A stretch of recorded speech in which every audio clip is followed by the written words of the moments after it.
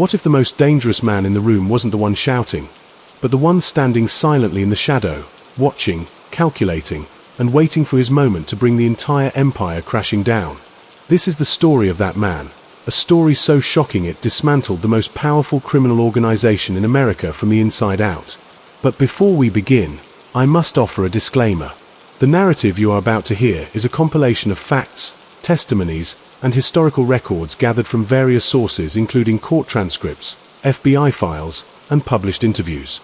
Its purpose is not to glorify the acts of violence or criminality but solely to present to you, the listener, a meticulously researched account of one of the most pivotal and treacherous chapters in the annals of American organized crime. The life we are about to delve into is a complex tapestry of brutal loyalty and even more brutal betrayal, a journey that begins not in the opulent halls of power, but in the hard, unyielding pavement of a Brooklyn neighborhood, where a boy named Salvatore Gravano first learned the rules of the street. Rules that would one day lead him to become the most feared and effective underboss in the Gambino crime family, and ultimately, its most devastating informant. Imagine now, if you will, the year is 1945, the war has just ended, and in the Bensonhurst section of Brooklyn, a world is being rebuilt, not just a nation, but a microcosm of immigrant dreams and harsh realities. A place where the American promise was often just out of reach, forcing families to cling tightly to their own, to create their own versions of success and justice. And it is in this crucible that our subject is born. To a mother and father who worked tirelessly, his father a garment worker who knew the value of an honest day's labor, but young Salvatore, Sammy as he would come to be known, looked around him and saw a different truth, a faster, more exhilarating path, one walked by men who drove big cars and wore fine suits, men who commanded respect not with polite requests but with a silent, understood authority that came from a reputation of power, and that power, he quickly learned, was the ultimate currency in his world. He was a small child, but fiercely competitive, with a compact, muscular build that belied his stature, and he discovered early on that he was not afraid of confrontation. In fact, he seemed to thrive on it, finding in the chaos of a street fight a strange and terrifying clarity, a sense of purpose that eluded him in the structured confines of the classroom. He was dyslexic, a condition not well understood at the time, and school became a source of frustration and humiliation, a place where he felt stupid and inadequate, and so he retreated further into the identity he was forging on the street corners, an identity built on toughness and a refusal to back down from any challenge, no matter the odds. He joined a local gang, the Rampers, and it was here that he found his first true family, a brotherhood bound not by blood but by a shared code of silence and mutual defense, and it was here that he earned the nickname that would follow him for the rest of his life, the Bull, a moniker given for his sheer, relentless ferocity in a fight, his ability to lower his head and charge forward with an unstoppable force that overwhelmed his opponents, a living embodiment of brute strength and tenacity. This was his education, and he was a prodigious student, learning the intricate hierarchies of the neighborhood, understanding which store owners paid protection and which were foolish enough to refuse, seeing how the local mobsters operated with impunity, their influence weaving through the political and social fabric of the community like a dark thread, and he wanted in, not as a low-level errand boy, but as a significant player, a man to be respected and feared. His first major brush with the law came early, a burglary arrest as a teenager, but it was just a minor stumble, a cost of doing business in the world he had chosen, and it only served to solidify his reputation as a young man on the rise, a comer, someone the established wise guys began to notice from a distance, assessing his potential. He was building his resume, one act of violence and criminal enterprise at a time, and by the time he was in his late teens, he had already been involved in everything from robberies to loan sharking, learning the vital lesson that money was power, but the fear you instilled in others was an even more potent form of it. He married his childhood sweetheart, Deborah, a relationship that would prove to be one of the few constants in his turbulent life, a touchstone of normalcy in a world descending into chaos, but even this personal commitment did not pull him from the path he was on. If anything, it fueled his ambition, his desire to provide a life of luxury and security for his family, a life that, in his mind, could only be attained through the riches of the life he was living. The legitimate world had rejected him, or so he felt, and he had wholeheartedly embraced the illegitimate one, proving himself to be not just a muscle-bound enforcer, though he was certainly that, but also a shrewd and cunning businessman, capable of seeing profitable angles in illegal ventures that others missed. He understood that organized crime was, at its core, a business, and he was determined to be a CEO, and his ticket to the executive suite was through the Mafia, or Cosa Nostra, our thing. a secret society that controlled the underworld with an iron fist and a code of conduct that was as romanticized as it was routinely violated. The five families of New York, the Gambino, Genovese, Lucchese, Colombo, and Bonanno families, were the corporate giants of this shadow economy, and the Gambino family, under the steady, ruthless leadership of Carlo Gambino, was considered the premier organization, the one every young hoodlum aspired to join. Sammy Gravano set his sights high, and he began the slow, deliberate process of attracting the right kind of attention, doing favors, carrying out tasks with efficiency and, most importantly, with a quiet discretion that older, more experienced mafiosi appreciated. He was not a loudmouth, he was a door, a problem solver, and in a world built on paranoia and deceit, that was a priceless commodity. This is where our true story begins, at the threshold, with a young bull ready to charge into the arena of the American Mafia, unaware of the heights he would reach or the catastrophic fall that awaited him, a fall that would not just be his own, but one that would echo through the halls of power and bring down the very king he helped to crown. So, settle in, close your eyes. The path from a respected neighborhood tough to a formally initiated member of the Mafia was not a straight line. It was a treacherous gauntlet of tests, both subtle and overt, designed to weed out the weak, the indiscreet, and the unlucky. For Sammy Gravano, the late 1960s and early 1970s were this prolonged period of audition, a slow-motion dance of proving his worth to the men who held the keys to the kingdom. He was no longer just a freelance bully for the rampers, he was an associate, a term that carried significant weight in the underworld lexicon, meaning he was connected, under the protection and at the beck and call of made men, but he himself had not yet taken the sacred oath of Omertà. His primary crew was run by a man named Toto Aurello, a capo in the Gambino family, an old-school mobster who valued tradition and loyalty above all else. Under Toto's wing, Sammy learned the finer points of the life, moving beyond simple street brawls and into the more sophisticated, and far more lucrative, realms of criminal enterprise. He immersed himself in the world of illegal gambling, overseeing card games and sports betting operations, understanding that this was the lifeblood of the family, a steady, reliable river of cash that flowed upwards, feeding the entire organization.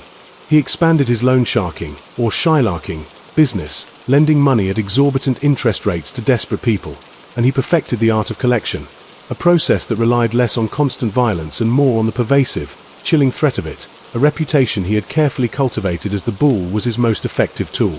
But his true value, the quality that truly set him apart in the eyes of the Gambino leadership, was his reliability as a earner and his ice-cold nerve when violence was not just a threat, but a necessity.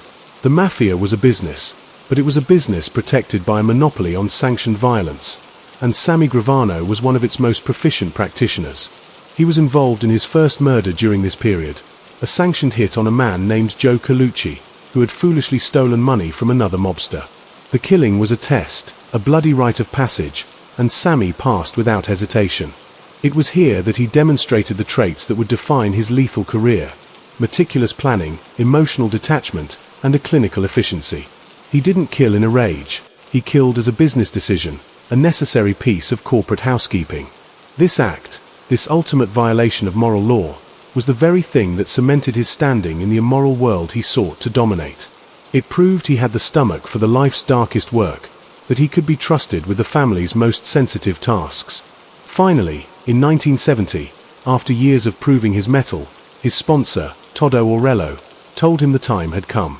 He was to be made. The ceremony is the stuff of legend, a secret ritual shrouded in mystery and romanticized by popular culture. But for the participants, it was a profoundly serious moment, a point of no return. Sammy was taken to a private house, where several high-ranking Gambino members were assembled. The setting was deliberately mundane to avoid suspicion, but the atmosphere was thick with significance. A gun and a knife were placed on a table, symbols of the tools of their trade. He was asked a series of questions, reaffirming his commitment and understanding of the rules. He was told the primary tenets of this new family he was joining, that he must never betray the secrets of Cosa Nostra, he must never lay his hands on the wife of another member, he must never deal in narcotics, a rule that was famously and almost universally ignored, and he must always be available to the family, placing its needs above those of his own blood family. Then, his finger was pricked, and a drop of blood was drawn. He was told to cup his hands, and a holy card, an image of a saint, was placed in them and set on fire. As the flames licked his skin, he recited the oath in Italian: "May my soul burn like this saint if I betray my friends." With that, he was no longer Salvatore Gravano, street thug.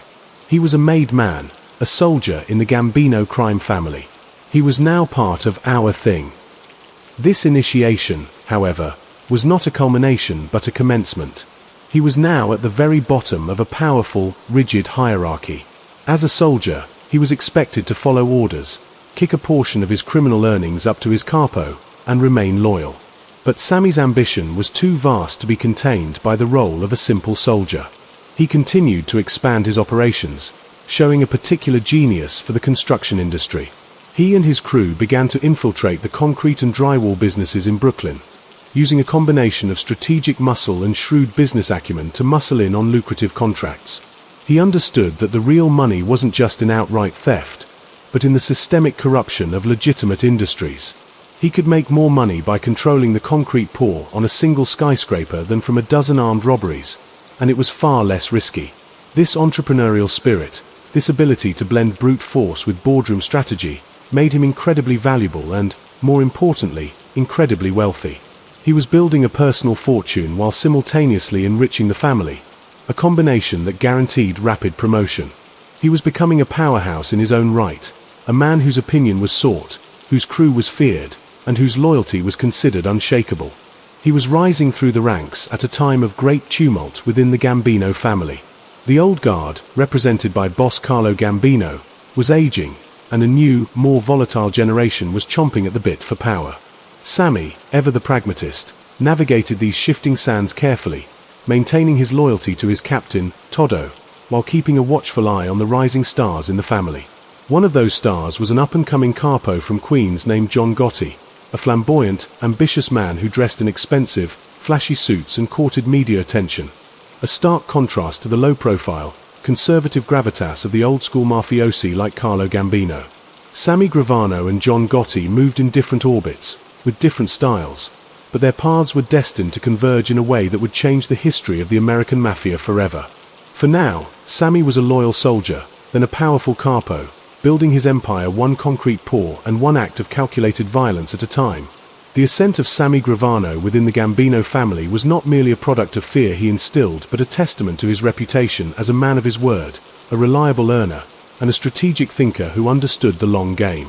The death of the family's patriarch, Carlo Gambino, in 1976, sent seismic shocks through the organization, creating a power vacuum that would set the stage for a decade of internal strife, betrayal, and ultimately, a bloody changing of the guard. Carlo's successor, his brother-in-law Paul Castellano, inherited a vast and powerful empire, but he was a man of a different temperament. Where Carlo had been a behind-the-scenes puppeteer who shunned the spotlight, Castellano, who had legitimate business interests and a taste for the finer things, began to act more like a corporate CEO, distancing himself from the street-level soldiers who formed the family's backbone. He held meetings in a lavish mansion on Staten Island nicknamed the White House, a world away from the social clubs and diners of Brooklyn where Sammy and his crew operated. This physical and philosophical distance bred resentment. To the old-school mafiosi and the ambitious street captains like John Gotti, Big Paul Castellano was becoming arrogant, out of touch, and worse, he was rumored to be looking down on the men who did the family's dirty work, the men who put their freedom and lives on the line to fill the coffers he so enjoyed spending from. Sammy Gravano, despite his own success and growing wealth, still operated within the traditional framework. He was a loyalist to the administration, first and foremost, and his direct captain, Todo Aurello, was a Castellano loyalist. Sammy's own relationship with the boss was initially one of distant respect. He continued to flourish, his construction rackets becoming a cornerstone of the family's income in Brooklyn. He mastered the art of bid rigging and union corruption, ensuring that his companies, or those of associates he controlled, won lucrative contracts for major projects. If a developer refused to play ball, labor disputes would mysteriously erupt, concrete deliveries would be delayed, or threats would be made, all orchestrated with a chilling precision by Gravano and his crew. He was living the life he had always wanted, a multimillionaire with a beautiful home, a family, and the unwavering respect of his criminal peers. He was a man of substance, not just style, and this core strength is what made him such a pivotal figure when the family began to fracture. The first major crack appeared with the Mafia commission trial in the mid-1980s, a massive federal prosecution targeting the heads of all 5 families. Paul Castellano, along with other bosses, was facing life in prison. The trial was a masterpiece of federal investigation, using the relatively new RICO statutes that treated the mob as a continuing criminal enterprise. As the trial progressed, a cloud of suspicion descended upon Castellano. The word on the street was that he was talking too much to his lawyers about family business, potentially setting the stage to make a deal to save himself. To the men in the trenches, this was the ultimate sin. The code of Omertà was absolute. You did not talk, you went to prison, and you did your time like a man. The fear that their boss might become a rat created a poisonous atmosphere. It was during this period of intense paranoia that John Gotti, then a charismatic and wildly ambitious capo, saw his opportunity. Gotti had his own reasons to despise Castellano. Big Paul had openly criticized Gotti for his flashy style and, more seriously, was furious about Gotti's unauthorized involvement in the kidnapping and murder of a man named Paul Castellano's nephew was involved with. Gotti was facing almost certain death from his own boss for this insubordination. Knowing he was a dead man if he did nothing, Gotti decided to strike first. He began quietly assembling a coalition of disaffected capos and soldiers who were unhappy with Castellano's leadership. The most crucial recruit to this conspiracy was Sammy Gravano. Convincing Sammy to turn against the officially appointed boss of the family was not a task to be taken lightly. Sammy was the embodiment of the old-school values. Loyalty was his currency. Gotti and his inner circle, including his underboss Frank DeChico, knew they had to appeal to Sammy's sense of survival and his pride.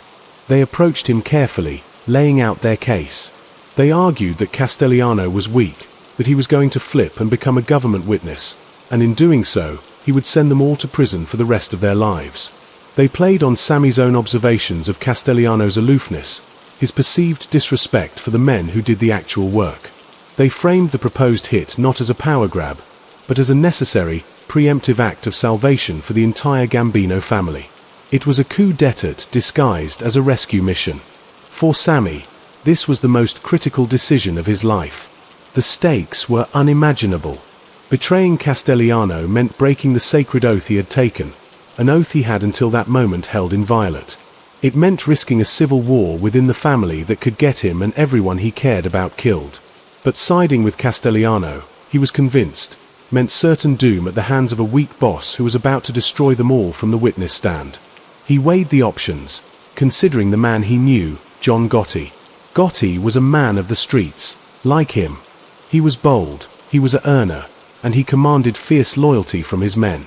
He represented a return to the values that Sammy felt were being eroded by Castellano.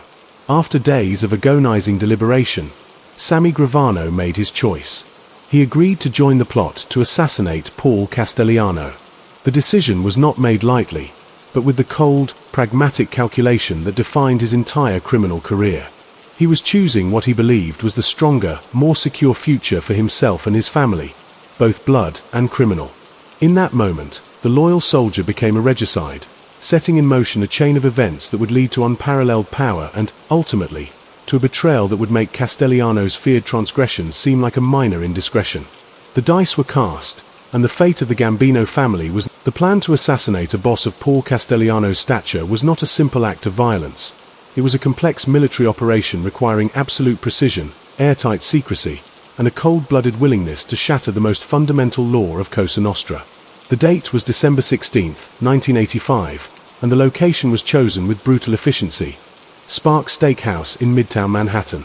It was a place Castellano frequented, and its bustling, anonymous nature on a busy pre-Christmas evening provided the perfect cover for both the hit team and their swift escape. John Gotti, the architect of the coup, understood the symbolic power of the location. It was in the heart of New York City, a very public demonstration that no one was beyond their reach. On that fateful evening, Gotti and Sammy Gravano did not wield the guns themselves. Their role was to observe from a safe distance, to bear witness and to provide the final authorization. They sat in a car parked across the street, a black Lincoln, their hearts likely pounding not with fear, but with the immense, world-altering weight of the decision they had made. This was the point of no return, and both men knew it. As Castellano's black Lincoln Town car pulled up to the curb outside the restaurant, the hit team, a group of trusted, ruthless soldiers, swung into action. The scene was over in seconds. Castellano and his newly appointed underboss, Thomas Bellotti, were shot multiple times at close range. their bodies collapsing onto the cold pavement in a spreading pool of blood, the life extinguished from them before the startled pedestrians could even process what they were seeing. The shooters melted back into the crowd and into waiting cars, vanishing as quickly as they had appeared. For Gotti and Gravano, watching from their car, the deed was done. The king was dead. The immediate aftermath was a period of controlled chaos and high tension within the Gambino family. The murder of a boss was an earthquake, and everyone was waiting for the aftershocks. Retaliation from Castellano loyalists, intervention from the other families, or a catastrophic internal war. But Gotti's meticulous planning and, crucially, Sammy Gravano's decision to join him, had effectively decapitated any organized opposition. The message was clear: the old regime was over. A meeting of the family's capos was quickly convened, and with the overwhelming support of the most powerful factions, John Gotti was installed as the new boss of the Gambino crime family. His first official act was to name Sammy Gravano as his underboss. This was a monumental promotion, elevating Sammy from a powerful capo to the second most powerful man in the nation's most powerful mafia family. It was a testament to the indispensable role he had played in the coup. Gotti knew that without Sammy's support, the plot might have failed, and with it, his own life. Sammy was now the underboss, the administrative head, the man responsible for the day-to-day operations of the vast criminal empire. He was the yin to Gotti's yang.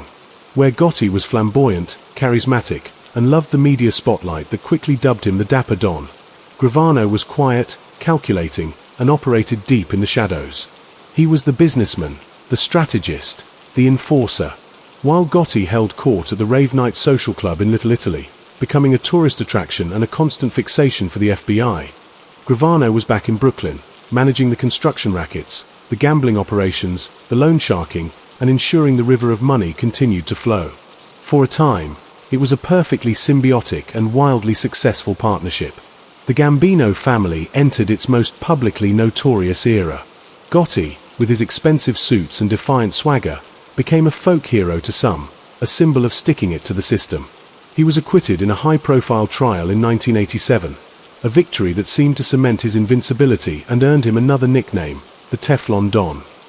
But beneath the surface glamour, the foundation was cracking. Gotti's very public profile was a disaster for business. The FBI, humiliated by the acquittal, redoubled its efforts, turning the Gambino family into their #1 priority. Every move Gotti made was watched, recorded, and analyzed. And Sammy Gravano, the quiet underboss, was watching too. He began to see the cracks that others missed. He saw Gotti's leadership not as strong, but as reckless. The code of conduct that Sammy held so dear was being routinely violated by Gotti himself. Gotti talked incessantly, and worse, he talked about family business in the Rave Night Club, which the FBI had thoroughly bugged. He was breaking the very rules he had accused Castellano of breaching. Furthermore, Gotti's personal life and his mercurial temper began to interfere with business. He made impulsive, dangerous decisions. He ordered hits on a whim, often for personal slights rather than sound business reasons. He was spending the family's money extravagantly. Sammy, the pragmatic earner, watched as the empire he helped build was being jeopardized by the very man he had helped to power. The first seeds of doubt were planted in Sammy's mind, not as a conscious thought of betrayal, but as a growing, gnawing unease. He had helped kill one boss for being weak and potentially treacherous. Was he now serving a boss who was weak in his own way, whose recklessness was a different, but equally potent, form of treachery? The loyalty that had been the cornerstone of his life began to erode, brick by brick, replaced by the cold, hard calculus of survival. He had risen to the pinnacle of the underworld, but from that great height, he could see the precipice drawing nearer. The very public success of the Gotti regime was, in reality, a frantic dance on the edge of a volcano, and Sammy Gravano was starting to feel the heat. The partnership that had reshaped the American Mafia was beginning to rot from within, poisoned by the same ambition and paranoia that had created it. The bull was growing restless in his gilded cage, and his eyes were starting to wander. The golden age of the Gotti-Gravano regime was, in hindsight, a magnificent illusion, a brief and violent summer before a long and bitter winter. For Sammy Gravano, the role of underboss was not just a title. It was an all-consuming responsibility that placed him at the nerve center of a sprawling criminal corporation. He was the chief operating officer to Gotti's flamboyant CEO, and his days were a relentless cycle of meetings, disputes, and strategic planning. He managed the family's diverse portfolio of illegal ventures with a businessman's acumen, from the gritty street-level operations like the numbers rackets and joker poker machines in social clubs to the high-stakes world of construction and labor racketeering. His personal empire within the empire, his control over the concrete industry, was now absolute, a monopoly enforced with the ever-present threat of his fearsome reputation. He presided over sit-downs, mediating disputes between capos over territory and profits, his word carrying the weight of law because he was known to be fair, decisive, and, if crossed, utterly merciless. He was the stabilizer, the grown-up in the room, and for a time, he believed he could manage Gotti's excesses, acting as a steady rudder on a ship captained by a man who seemed to relish sailing into hurricanes. But the pressures were immense and coming from all directions. The FBI's surveillance was no longer a minor nuisance, it was a siege. They bugged his offices, they tapped his phones, they followed his cars with a persistence that was unnerving. Every conversation had to be measured, every meeting held in the open, using coded language that everyone knew the FBI could eventually decipher. This constant pressure cooker environment began to warp the dynamics of the relationship at the top. Gotti, increasingly paranoid and emboldened by his initial court victory, started to become more autocratic and less consultative. He would make unilateral decisions that had massive repercussions for the entire family, often without even informing his underboss. He surrounded himself with a sycophantic inner circle, men who told him only what he wanted to hear, and he began to freeze out the very people who had put him in power, viewing any counsel that contradicted his own as a challenge to his authority. The first major fracture in their alliance appeared subtly, over money and respect. Gotti's lifestyle was astronomically expensive, and he increasingly dipped into the family's coffers as if they were his personal bank account. He demanded larger and larger tribute payments from the captains, which in turn put pressure on the soldiers and associates on the street. This was bad for business, and it was a stark contrast to the fiscally conservative ways of the old regime that Sammy had respected. Furthermore, Gotti began to interfere in Sammy's own lucrative construction rackets, demanding a cut of deals that Sammy had painstakingly built from the ground up, seeing his underboss's success not as a boon to the family, but as a personal rival's achievement that needed to be curtailed. The final, and perhaps most profound, crack in the foundation was Gotti's careless and constant chatter about family business, which Sammy knew was being captured on tape by the FBI. It was the ghost of Paul Castellano returned to haunt them. Gotti was doing the very thing they had killed Castellano for supposedly being poised to do. He was providing the government with a roadmap to their entire organization, all while believing himself to be untouchable. Sammy, a man who valued discretion and silence above all else, watched in horror as his boss held court at the rave nightclub, detailing murders, discussing criminal schemes, and insulting law enforcement, all within earshot of hidden microphones. This wasn't just recklessness. To Sammy's mind, it was a fundamental betrayal of the oath, a betrayal of every man in the family whose freedom was now being jeopardized by their leader's ego. The unease that had been a quiet whisper in the back of his mind now grew into a roaring, constant alarm. He began to see the inevitable conclusion. He knew, with the certainty of a mathematician solving an equation, that Gotti's downfall was not a matter of if but when, and that when it happened, it would take the entire upper echelon of the family down with him. The loyalty that had bound him to Gotti, forged in the fire of the Castellano hit, was now being tested by the cold, hard reality of self-preservation. He had a wife, children, a life he had built. He saw the walls closing in, not as an abstract threat, but as a tangible, daily reality. The FBI was not just watching Gotti, they were watching him, building a case not just against the Teflon Don, but against the Bull, the underboss who made the machine run. The thought began to form, slowly at first, then with increasing urgency. He was on a sinking ship, captained by a madman who was drilling more holes in the hull. He had to start thinking about an exit strategy.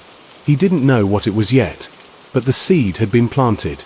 The idea of breaking Omertà, the sacred code that had defined his entire adult life, was still unthinkable, a line he could not yet conceive of crossing. But the foundation for that unthinkable act was being laid, brick by brick, with every foolish order Gotti gave, every boastful comment caught on tape, every dollar taken from his pocket, and every new indictment that landed on his desk. The partnership that had once seemed invincible was now a cage, and Sammy Gravano was starting to look at the lock, not with the intention of picking it yet, but with a dawning realization that one day, very soon, he might have to. The fall was beginning, not with a dramatic arrest, but with this slow, corrosive erosion of trust and the terrifying, clarifying understanding that his own boss was his. The inevitable collapse began not with a single event, but with a cascade of legal challenges that tightened like a noose around the neck of the Gambino family's leadership. The FBI, armed with the treasure trove of evidence from the bugs inside the Rave Night Social Club, painstakingly built an airtight RICO case aimed squarely at John Gotti and his inner circle, with Sammy Gravano as the primary target. The pressure became unbearable. Indictments were handed down, and in December 1990, the hammer finally fell. Gotti, Gravano, and their consigliere, Frank Locascio, were arrested and charged with a sweeping list of crimes, including murder, racketeering, loan sharking, obstruction of justice, and multiple counts of conspiracy. They were denied bail, deemed too powerful and too dangerous to be allowed back on the streets, and remanded to the Metropolitan Correctional Center, a federal jail in Lower Manhattan. For Sammy, this was the culmination of all his fears. He was now trapped, not just in a cell, but in a legal strategy dictated by Gotti, who, even from behind bars, insisted on micromanaging their defense. Gotti's plan was one of pure, unadulterated defiance. He hired a flamboyant and expensive lawyer, Bruce Cutler, and instructed his co-defendants to adopt a posture of total war against the government. The strategy was to attack, to bluster, to deny everything, and to portray the prosecution as a vindictive witch hunt.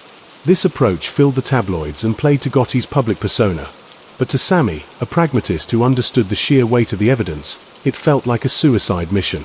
He knew what was on those tapes. He knew the government had them cold.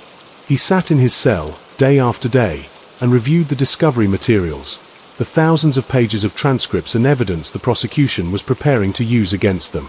It was a damning, incontrovertible record of their criminal enterprise, and much of it featured Gotti's own voice, detailing crimes and ordering hits. The case was, for all intents and purposes, unwinnable. The reality of his situation settled upon him with a crushing weight. He was facing life in prison without the possibility of parole, a death sentence by incarceration, for crimes he had committed, yes, but under the leadership of a man whose recklessness had made their conviction inevitable. The sense of betrayal he had felt on the streets now festered in the sterile, confined space of his jail cell. Gotti, from his own cell, remained defiant, even arrogant, assuring everyone they would win, but Sammy could see the truth in the eyes of their other lawyers. They were going to lose, and lose spectacularly.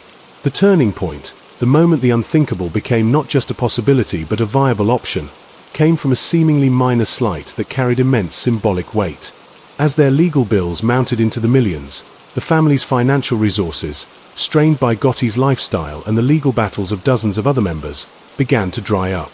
Sammy was told that the family would no longer be paying for his wife Deborah's living expenses. For Sammy, this was the final, unforgivable insult. He was facing life in prison for the family, and they were cutting off his wife, the woman who had stood by him through everything. This was a violation of the core promise of the life, that the family would take care of your own if you fell. It demonstrated a profound disrespect that cut deeper than any legal threat.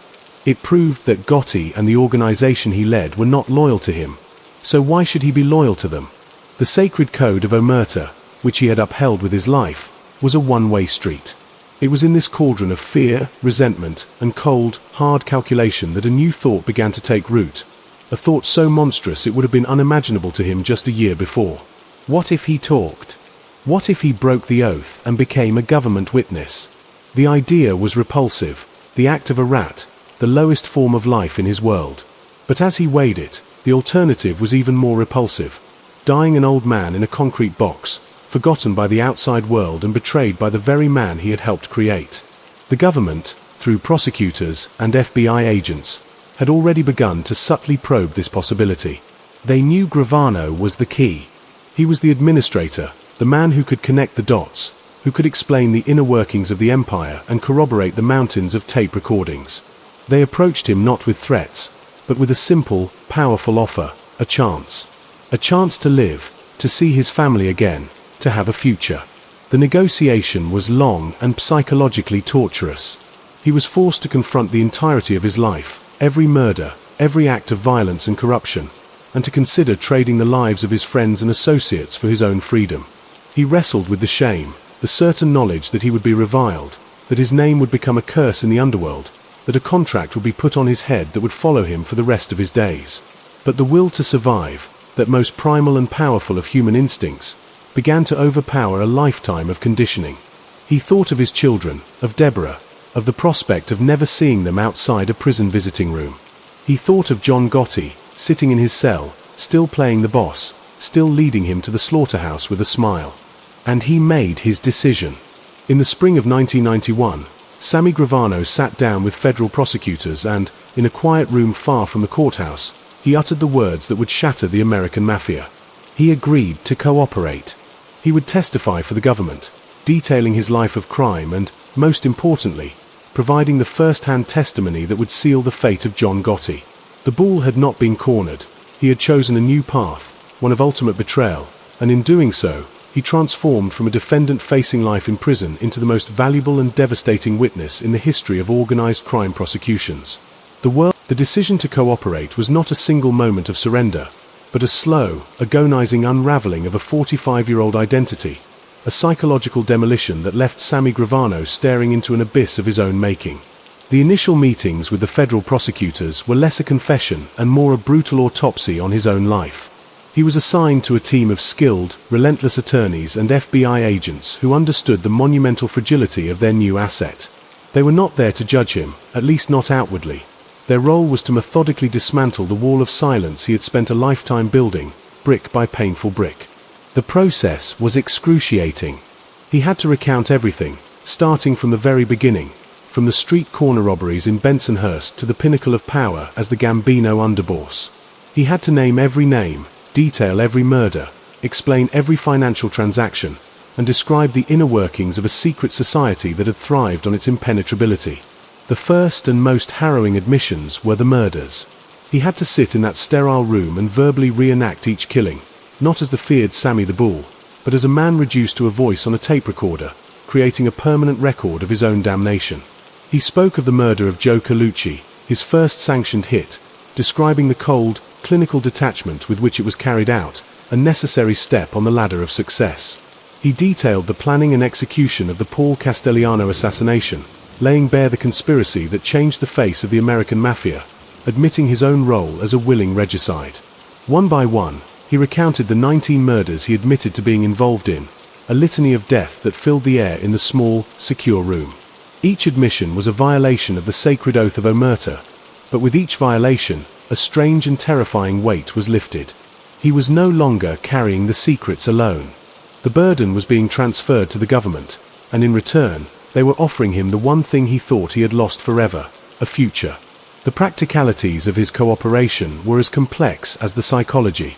He was immediately severed from the joint trial of Gotti and Locascio. He was moved to a series of secure, secret locations, his existence wiped from the public record. He was no longer a prisoner, he was a ghost, a non-person being prepared for his role as the star witness in the most significant mob trial in a generation. His family was brought into the fold, extracted from their lives and plunged into the anonymous void of the witness protection program. This was the cost of his survival, the complete and total annihilation of the life he had known. He would never again walk the streets of Brooklyn, never again sit in his favorite restaurant, never again be Salvatore's Sammy the Bull Gravano. He was becoming a legend of a different kind, the man who broke the code. Meanwhile, in the federal courthouse in Brooklyn, the trial of United States versus John Gotti and Frank Locascio began, and without Gravano's cooperation, it was a strong case, but with him, it became a guaranteed death sentence for the defendants. The defense, led by Gotti's lawyer Bruce Cutler, tried desperately to preempt the coming storm, attacking Gravano in absentia, painting him as a rabid dog, a liar, a murderer who would say anything to save his own skin. But their attacks rang hollow because everyone in the courtroom knew the truth. Sammy Gravano wasn't just a random accomplice, he was the underboss. He was the one person whose testimony could give context and life to the cold, hard audio recordings the jury would hear. He was the living, breathing key that would unlock the door to the inner sanctum of the Gambino family. The day he finally took the stand was a media circus and a landmark moment in legal history. The courtroom was packed, the air thick with anticipation. John Gotti, dressed in one of his immaculate, expensive suits, sat at the defense table, staring a hole through the man he had once called his brother. The The tension was physical, a palpable force in the room. As Gravano was sworn in, he did not look like a monster. He looked like an ordinary man, calm, composed, and resolute. For the next several days, under the direct examination of the prosecution, he narrated the rise and fall of the Gotti regime with a chilling, matter-of-fact clarity. His voice was steady, his memory precise. He walked the jury through the Castellano murder, explaining the why and the how. He detailed the inner workings of the construction rackets, the kickbacks, the union corruption. He described Gotti's leadership style, his paranoia, his reckless chatter on the FBI tapes. Most devastatingly, he provided the context for the murders that Gotti had ordered, giving names and motives to the violence that had previously been just whispers on the street. His testimony was not emotional or vindictive. It was transactional, the final and most significant transaction of his criminal career. He was trading his knowledge for his freedom. Under cross-examination, Gotti's new lawyer, Albert Krieger, did his best to shred the witness, to paint him as the ultimate hypocrite, a man who had taken 19 lives and was now hiding behind the government's skirt. He forced Gravano to admit to each murder, to his decades of crime, to his countless lies. "So, Mr. Gravano," Krieger would ask with theatrical disdain, "the only lies you tell are under oath, is that correct?" But the strategy backfired. With each admission, Gravano appeared more credible, not less. He wasn't hiding what he was openly admitting to being a killer and a criminal, which made his testimony about Gotti's identical nature all the more believable. He was not a choir boy, he was a mirror, reflecting the brutal reality of the life they had both chosen, and in that reflection, the jury saw the truth. They saw that John Gotti was not a folk hero, but a murderous gangster, and that Sammy Gravano was his equally murderous partner who had simply chosen a different path when faced with eternity in a cage. The impact of his testimony was catastrophic for the defense. It was the final, unanswerable piece of the puzzle. The jury deliberated for only 13 hours before returning with guilty verdicts on all counts for both Gotti and Locascio. The Teflon Don was finally convicted. He was sentenced to life in prison without the possibility of parole, and he would die behind bars a decade later. The victory for the government was total, and it was a victory engineered almost single-handedly by the testimony of Sammy the Bull. He had done the impossible. He had brought down the most famous gangster in America. In the aftermath, as he was whisked away into a new identity, he must have felt a complex storm of emotions. Relief for his survival, shame for his betrayal, and perhaps a grim satisfaction that the man who had led him to the brink had finally gotten what he deserved. But his story was far from over. He had been granted his freedom, but he was now a ghost, haunted by the lives he had taken and the life he had left behind, forever destined to be the man who broke the code, a living testament to the fact that in the end, the aftermath of the Gotti trial was not a quiet closing of a book, but a seismic shockwave that radiated outwards, permanently altering the landscape of American organized crime and leaving Sammy Gravano to navigate the treacherous and unfamiliar territory of being a free man, yet a permanent prisoner of his own notoriety. His cooperation had achieved its primary objective with devastating efficiency, but the cost was a life sentence of a different kind. One lived in the shadowy confines of the Witness Protection Program, known as WITSEC. The program offered a new identity, a new location, and a new past, a complete psychological erasure designed to keep him safe from the endless list of enemies he had created. A list that now included virtually every made man in the Cosa Nostra, all of whom now had a blood oath to see him dead. His old life was gone, replaced by a carefully constructed fiction in a nondescript suburb, likely in Arizona, where he was known as something innocuous, perhaps a retired businessman, a man with a bland history and no connections to the violent world he once ruled. This new existence was a form of living death for a man of his temperament. The adrenaline-fueled power, the constant hum of danger, the respect and fear he commanded on the street were all replaced by the crushing banality of suburban life. He was a lion forced to live as a lamb, and the confinement chafed at his very soul. The financial settlement from the government, while sufficient for a modest life, was a pittance compared to the millions he had controlled and spent as underboss. He was no longer Sammy the Bull, the legendary earner. He was a man on a fixed income, dependent on the very system he had spent his life evading and exploiting. The psychological adjustment was monumental. He had to learn to be ordinary, to shop for groceries, to mow the lawn, to make small talk with neighbors who knew nothing of the 19 lives he had extinguished or the empire he had helped topple. He was living a lie every single day, and for a man who had always valued a brutal, straightforward honesty within his own twisted code, the duplicity was a constant, grinding pressure. He was also now a pariah, the most famous rat in American history. The media, which had once glorified Gotti, now dissected Gravano's betrayal with a mixture of fascination and contempt.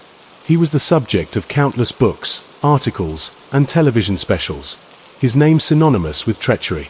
Within the remnants of the Mafia, his name was cursed, his photo circulated as a target, a permanent contract on his head that would never expire. The code of Omertà, which he had shattered, demanded his death, and he knew that any slip in security, any moment of recognition, could be his last. This constant, low-grade fear became the background noise of his new life. The government, for its part, had gotten more than it could have ever dreamed of from its star witness. Gravano's testimony didn't just convict John Gotti, it became the master key that unlocked dozens of other prosecutions. Armed with his detailed, first-hand accounts, federal prosecutors went on a winning streak, convicting over 36 high-ranking mob figures across multiple crime families. The Gambino family was decimated, its leadership imprisoned, its operations disrupted for a generation. The other families, terrified that they might have their own version of Sammy the Bull in their ranks, were thrown into paranoia and disarray. The invincible facade of Cosa Nostra was cracked wide open, revealing it to be not a noble secret society, but a collection of ambitious, greedy, and ultimately self-serving men who would turn on each other when faced with the prospect of life in prison. Gravano's cooperation had proven that the RICO statute was a nuclear weapon, and that even the most loyal soldier could be flipped. The myth of the Mafia was forever broken. For a while, it seemed that Sammy Gravano might actually succeed in his strange new life. He tried to go straight, investing in a small construction business, attempting to leverage his legitimate knowledge of the industry without the threat of violence. But the habits of a lifetime are not easily discarded. The man who had spent decades as a predator, taking what he wanted, found it impossible to be content with the slow, grinding pace of legitimate business. He missed the action, the power, the thrill of the deal enforced by his reputation. The quiet desperation of his anonymous life began to breed a reckless nostalgia. He started to make contact with old associates, a catastrophic breach of WITSEC protocols that demonstrated a profound and ultimately fatal miscalculation. He believed he was smarter than the system protecting him, that he could dip a toe back into the waters of his old life without being swept away. This arrogance, the same trait that had made him such a formidable underboss, was now his greatest vulnerability. He began to feel that the government owed him more for the unparalleled service he had provided. He grew resentful of his financial constraints and the rigid rules of his new existence. The man who had traded one family for another was now chafing against his new masters, forgetting that the alternative to their protection was a bullet or a prison cell. This simmering discontent set the stage for a second, almost unthinkable, act of self-destruction. He had escaped the life sentence handed to John Gotti, but he was steadily, deliberately, building a new prison for himself, one constructed from his own ego, his inability to live in obscurity, and the seductive, siren call of the only world where he had ever truly felt alive. The fall of Sammy the Bull was not a single event at the hands of the government or the mob. It was a slow, deliberate walk back to the edge of the abyss. The descent from the carefully constructed anonymity of witness protection was not a sudden plunge but a slow, deliberate unraveling, a series of choices that revealed a fundamental truth about Sammy Gravano. He was constitutionally incapable of living a quiet, ordinary life. The man who had mastered the art of survival in the brutal world of organized crime seemed to be failing at the simple task of suburban existence. The adrenaline that had once come from overseeing a multi-million-dollar concrete monopoly, ordering a hit, was now replaced by a crushing emptiness, a void that the mundane rituals of his new identity could not fill. He was, in essence, a retired predator in a world of prey, and the instinct to hunt, to dominate, to control, never left him. This restlessness festered for years, a low-grade infection of discontent that gradually eroded his judgment. He began, cautiously at first, to reconnect with fragments of his past, a dangerous and flagrant violation of the sacred rules of WITSEC. He reached out to old associates, not necessarily from the Gambino family, but from the broader criminal underworld he had inhabited his entire life. These were men who understood him, who spoke the same language, who remembered the legend of Sammy the Bull. In their company, he wasn't a bland, anonymous retiree, he was a somebody again. This psychological need for validation was a catastrophic vulnerability. It blinded him to the obvious dangers. The FBI and the US Marshal Service, who were responsible for his safety, had explicitly and repeatedly warned him against such contacts. They knew that the mob never forgets, that the contract on his head was permanent, and that any link to his old life could be a thread that his enemies would eagerly pull to unravel his entire new existence. But Gravano, in his arrogance, believed he was smarter. He believed he could manage these relationships, that he could tap into the old networks for business opportunities without reactivating the death sentence that hung over him. This was the beginning of his second great betrayal, a betrayal not of a person, but of the second chance he had been given. He had traded the loyalty of the Mafia for the protection of the government, and now he was betraying that protection for the fleeting feeling of being a player again. The specific catalyst for his full-blown return to crime was, as it always had been, money and the thrill of the enterprise. The modest allowance and the small, legitimate business ventures were not enough to sustain the lifestyle he craved or the ego he needed to feed. Through his old contacts, he became aware of the burgeoning ecstasy trade in the late 1990s and early 2000s. This was a new frontier, a far cry from the traditional mob activities of gambling and loan sharking. But it was a gold rush, and Gravano saw an opportunity. Here was a chance to build a new empire, to become a kingpin once more, using the same organizational skills and ruthless efficiency he had honed in the Mafia, but applied to a modern, lucrative market. He assembled a new crew, this one centered around his own son, Gerard, and a group of ambitious young drug dealers. They began operating in Arizona, distributing massive quantities of ecstasy pills. It was a staggering act of hubris. The man whose testimony had put dozens of drug dealers and mobsters in prison was now becoming the very thing he had helped convict. He seemed to believe that his status as a protected witness made him untouchable, or perhaps he simply didn't care, so addicted was he to the rush of the criminal life. He was no longer the cautious, calculating underboss. He was a man possessed by a reckless nostalgia, trying to recapture his past glory without acknowledging that the world had moved on and that he was now a giant target. The operation was, by all accounts, successful for a time, moving tens of thousands of pills and generating millions of dollars. But it was also sloppy, driven by greed and overconfidence. They attracted attention. The Drug Enforcement Administration, along with local Arizona authorities, began to investigate this new, powerful drug ring. They had no idea initially that the mastermind was the infamous Sammy the Bull, living right under their noses. But as they tapped phones and followed money trails, the picture became clearer, and the revelation was shocking. The government was about to arrest its most prized cooperator for running a major drug trafficking organization. The irony was profound and tragic. In December 2000, the DA moved in, arresting Sammy Gravano, his son, and several members of their crew. He was charged with running a massive ecstasy ring. The case against him was overwhelming, built on the same kinds of evidence, wiretaps, financial records, and cooperator testimony, that he had once helped the government use against others. He had come full circle. At his sentencing in 2002, he stood before a judge a broken man, his second chance squandered in the most public and humiliating way possible. He was sentenced to 20 years in prison, a term that effectively meant he would likely die behind bars. The man who had traded a life sentence for John Gotti's head had willingly walked back into a cage. It was a Shakespearean fall, a tragedy of character. His fatal flaw was not a lack of intelligence or cunning, but an inability to exist without the intoxicating power of the underworld. The streets that had created him had ultimately claimed him once more, proving that for Sammy the Bull Gravano, there was no true escape, only a temporary, and ultimately unbearable, reprieve from the only identity he had ever known. The legend of the Bull was now complete, a cautionary tale that stretched from the heights of organized crime to its very depths. A story not just. The final chapter of Sammy Gravano's public life unfolded not on the streets of Brooklyn or in the hushed courtrooms of Manhattan, but within the sterile, monotonous confines of the federal prison system, a world specifically designed to extinguish the very fire that had defined him. His 20-year sentence for leading the ecstasy ring was a judicial repudiation of his entire journey as a cooperator, a stark declaration that the second chance he had been granted was a one-time offer, now irrevocably revoked.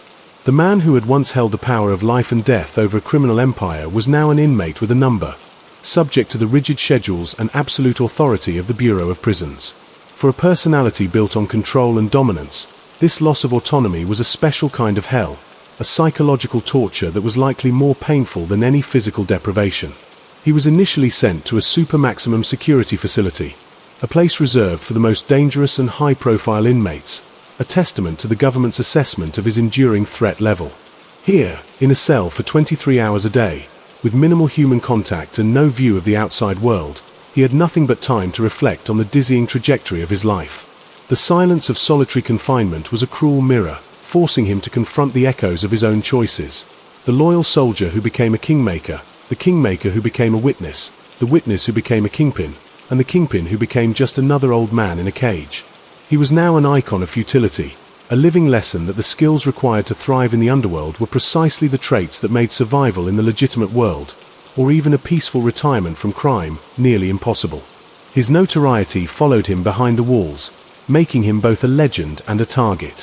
For younger inmates, he was a figure of morbid curiosity, the man who brought down John Gotti. For others, particularly those with ties to organized crime or those who simply despised cooperators, he was a walking bullseye, an opportunity to earn eternal street cred by harming the most famous rat in American history. His life in prison was therefore one of perpetual vigilance, a return to the paranoia of his days as underboss, but without any of the power or resources to manage the threat. He had to be constantly aware of his surroundings, wary of every approaching inmate, every potential shiv, every seemingly casual bump in the chow line. This constant state of alertness is exhausting, a grinding down of the spirit that ages a man prematurely. As the years passed, the world outside moved on. The Mafia, which he had helped decimate, continued its long, slow decline into irrelevance, its power supplanted by more decentralized and globalized criminal enterprises. New names, new crimes, and new headlines filled the news cycles. The legend of John Gotti and Sammy the Bull began to recede into history, becoming the subject of documentaries and true crime podcasts rather than front-page news. For Gravano, this obscurity was perhaps the final insult. To have fallen so far and so hard, only to be forgotten, was the completion of his punishment. He became a ghost in the machine of the prison system, his appeals denied, his requests for compassionate release, based on his age and declining health, rejected.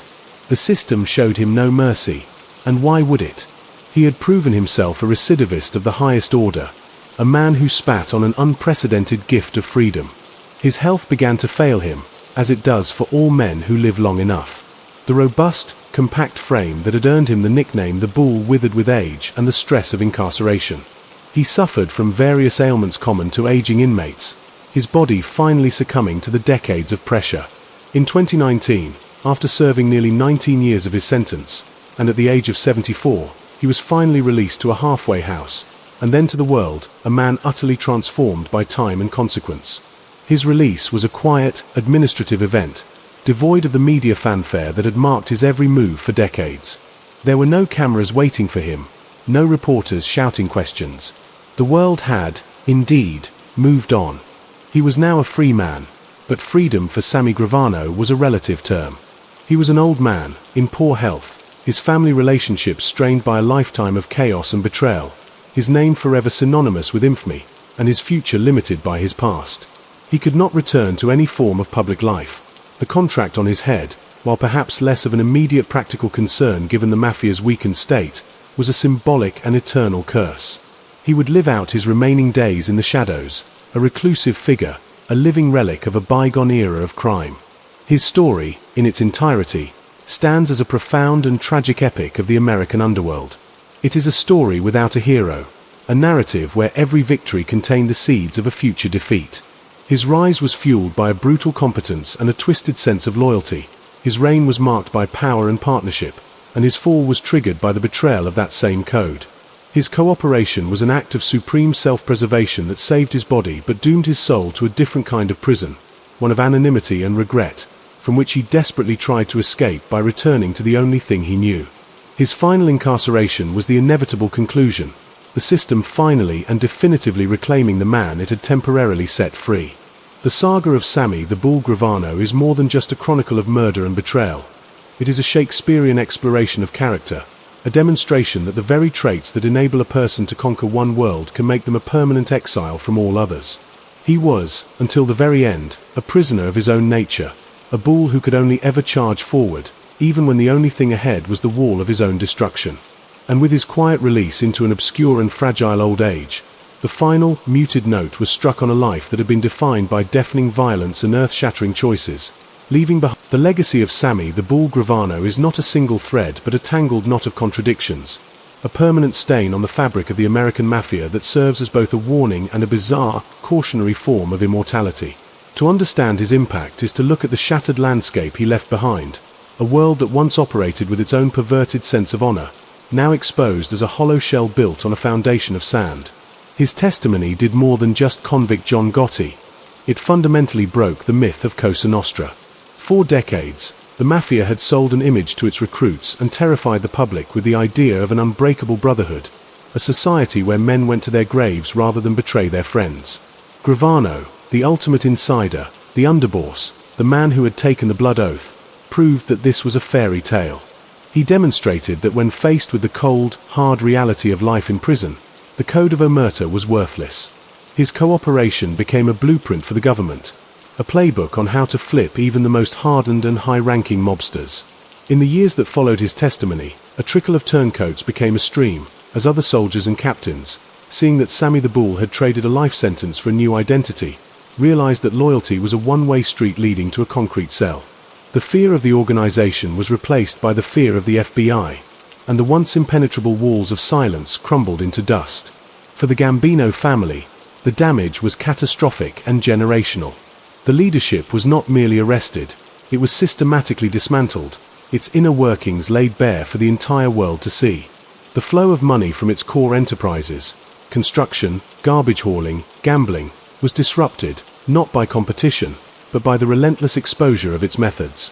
The family, and by extension the other four families, were thrown into a state of paranoid disarray, unable to trust their own members, constantly worried that the man standing next to them might be wearing a wire or making mental notes for a future deal with prosecutors. The romanticized image of the gangster, cultivated by Hollywood and, ironically, by John Gotti himself, was replaced by the chillingly pragmatic image of Sammy Gravano on the witness stand, a man who looked and sounded like an accountant as he itemized his murders. He stripped the romance away and revealed the Mafia for what it always was, a violent, greedy, and ultimately selfish business, devoid of any true honor. Yet, for all the damage he inflicted on the Mafia, his own personal legacy is one of profound failure and tragedy. He is the ultimate cautionary tale about the inability to escape one's own nature. He had been given the ultimate escape hatch, a get-out-of-jail-free card that was the envy of every criminal in America, and he could not handle the freedom. The quiet life of a protected witness was a prison his spirit could not endure. He was addicted to the power, the identity, the visceral thrill of being Sammy the Bull, and that addiction led him to willingly walk back into the captivity of a federal prison. His foray into the ecstasy trade was more than just a crime. It was a cry for relevance, a desperate attempt to resurrect a ghost, and it proved that the man who had mastered the rules of the old world was utterly lost in the new one. In the annals of true crime, he occupies a unique and unenviable space. He is not remembered with the twisted affection that surrounds a John Dillinger or a Bonnie and Clyde, nor with the fearsome respect accorded to a Al Capone. Instead, he is remembered as the ultimate pragmatist, the man who calculated the value of his own soul and found it wanting. He is the benchmark for betrayal, his name a synonym for rat in the underworld lexicon. And yet, it is impossible to discuss the modern history of organized crime without giving his story a central, pivotal place. He is the key that unlocked the kingdom, the man who, by breaking his oath, wrote the final chapter on the golden age of the American Mafia. His life forces us to ask uncomfortable questions about loyalty, survival, and the possibility of redemption. Was he a coward who saved his own skin, or was he a realist who recognized a hopeless situation? Was his return to crime a character flaw, or the predictable result of a system that takes a killer and expects him to become a quiet suburban dad? There are no easy answers, only the stark, unresolved tension of his narrative. Now, as an old man living in the twilight of his life, free in body but perhaps never in spirit, he is a living ghost, a walking reminder of the consequences of a life of violence and deceit. His story does not have a happy ending, nor does it have a morally satisfying one. It is a messy, complicated, and deeply human story of rise and fall, of loyalty and betrayal, of power and its price. The echo of his choices continues to resonate, a faint but permanent vibration in the foundation of American crime. A testament to the fact that sometimes the most dangerous enemy is not the one outside the gates, but the one who knows where all the bodies are buried and is finally willing to talk. And so, the tale of Sammy the Bull ends not with a bang, but with the quiet, lingering question of whether the freedom he ultimately gained was ever worth the monument. The final, quiet years of Salvatore Gravano, the man who had been Sammy the Bull, represent a profound and unsettling coda to a symphony of violence and betrayal, a period where the relentless momentum of his life finally bled into a stagnant pool of obscurity and reflection. Released from prison a frail old man, his once formidable physique diminished by age and the toll of incarceration, he was returned to a world that had fundamentally moved on without him. The streets of Bensonhurst that forged him were now gentrified, the social clubs shuttered or replaced by trendy cafes. The very cultural landscape that bred the Mafia had evolved into something unrecognizable. The Gambino family, the empire he helped build and then destroy, was a ghost of its former self, its operations fragmented, its leadership a pale imitation of the titans like Carlo Gambino and the flamboyant, doomed John Gotti. For Gravano, this reality was a punishment in itself. To have been such a seismic force, to have shaped history through his actions and his testimony, only to end as a relic, an artifact in a museum he himself burned down, is a fate perhaps more cruel than the prison cell he left behind. His existence now was the ultimate paradox. He was free, yet he lived in a prison of his own making, bounded by the eternal contract on his life, the scorn of the underworld, and the weight of his own monstrous legacy. He could not give interviews, write a tell-all book, or capitalize on his infamy in any way without jeopardizing what little safety he had left and violating the terms of his release. He was condemned to silence, to live out his days in the anonymous bubble of witness protection, a program that now housed a man who had proven himself to be its most spectacular failure. The psychological burden of these years is impossible to fully comprehend. Every day would be a confrontation with the ghosts of the 19 lives he admitted to taking. The face of Joe Colucci, his first murder, a man he shot and stabbed in a parking lot, would resurface in the quiet moments. The clinical planning of the Paul Castellano hit, the image of the boss slumping onto the pavement outside Sparks Steakhouse, would replay in his mind with a chilling clarity. The men he had ordered killed, the lives he had ruined, the families he had shattered, all of it would form a chorus of regret, or perhaps, for a man of his temperament, just a ledger of necessary costs in the business he had chosen. Did he feel remorse, or just a pragmatic acceptance of his choices? Was there a part of him that wished he had taken the life sentence with Gotti, upholding the code and becoming a martyr in the underworld, rather than living as a pariah in a world that had no place for him? These are the unanswerable questions that would have haunted his solitary days. His relationship with his family, the very people for whom he claimed to have committed his ultimate betrayal, would be forever scarred and complex. His wife, Deborah, who stood by him through the heights of power and the depths of his cooperation, now faced a future with a shadow of the man she married. His children, particularly his son Gerard, who followed him into the Ecstasy ring and his own prison term, bore the burden of his name, a name synonymous with both power and treachery. The Gravano name was not a source of pride but a curse, an inheritance of violence and notoriety that would follow his bloodline for generations. The very thing he sought to provide for them, a legacy, was the thing that ultimately poisoned their future. In this, his story transcends the world of organized crime and becomes a universal tragedy about the unintended consequences of our actions on those we love most. As his health undoubtedly continued to decline, the physical frailties of age merging with the accumulated stress of a life lived on the edge, he would become a prisoner not just of his past, but of his own failing body. The bull was finally, definitively, broken. There would be no third act, no dramatic return, no final statement. His story had been told, his impact felt, and his punishment meted out. The world, which had once watched his every move with bated breath, now ignored him, and in that indifference was the final, complete erasure of Sammy the Bull. He becomes a footnote, a name in true crime documentaries, a subject for late-night internet forums, but no longer a man of action, only a man of memory. His end is a powerful reminder that all empires, whether of nations or of crime, eventually turn to dust, and all legends, no matter how fearsome, eventually fade. The rise and fall of Sammy Gravano is a dark epic of American ambition, a story that holds a mirror to the seductive nature of power and the devastating price of attaining it. It asks us where the line is between survival and betrayal, between loyalty and foolishness. It shows us that the qualities that make a man a king in one world can make him a monster in another, and that the most difficult prison to escape is not made of concrete and steel, but of the choices we have made and the people we have chosen to become. And as the final light fades on Salvatore Gravano, we are left not with a clear moral, but with a lingering, uncomfortable silence, and the chilling understanding that the story of Sammy Gravano, now complete in its tragic arc, leaves behind not a single, simple lesson but a complex and unsettling resonance, a ripple effect that forces us to examine the very nature of the American dream when pursued through a shadow mirror. His life stands as a brutal refutation of the romanticized gangster narrative, a detailed blueprint of how the pursuit of power, absent any moral compass, inevitably leads to self-annihilation. From the frustrated boy in Brooklyn who found his worth in his fists to the revered underboss who commanded an army of criminals, and finally to the isolated old man living under a name that wasn't his journey maps the complete life cycle of a certain kind of ambition, one that can only be sustained through the subjugation of others and is ultimately unsustainable because it consumes the host. What makes his story so uniquely compelling and horrifying is that he was, by the twisted standards of his chosen world, exceptionally good at his job. He was not a fool, he was a visionary within the confines of the underworld, a master strategist who understood the economics of violence and the architecture of corruption. He wasn't a psychopath who killed for pleasure. He was a corporate executive who saw murder as a necessary tool for market consolidation and risk management. This cold, calculating competence is what makes his eventual decision to cooperate so devastatingly logical and, within the framework of his own survival instinct, utterly rational. He was simply applying the same cost-benefit analysis to his own life that he had applied to his business ventures, and the calculation was clear. Loyalty to John Gotti equaled life in prison, cooperation equaled freedom.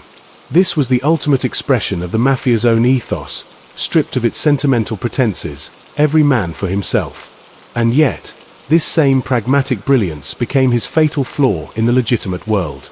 The skills that allowed him to thrive in the chaos of organized crime, the aggression, the dominance, the willingness to break rules, were pathological liabilities in a society built on order and cooperation.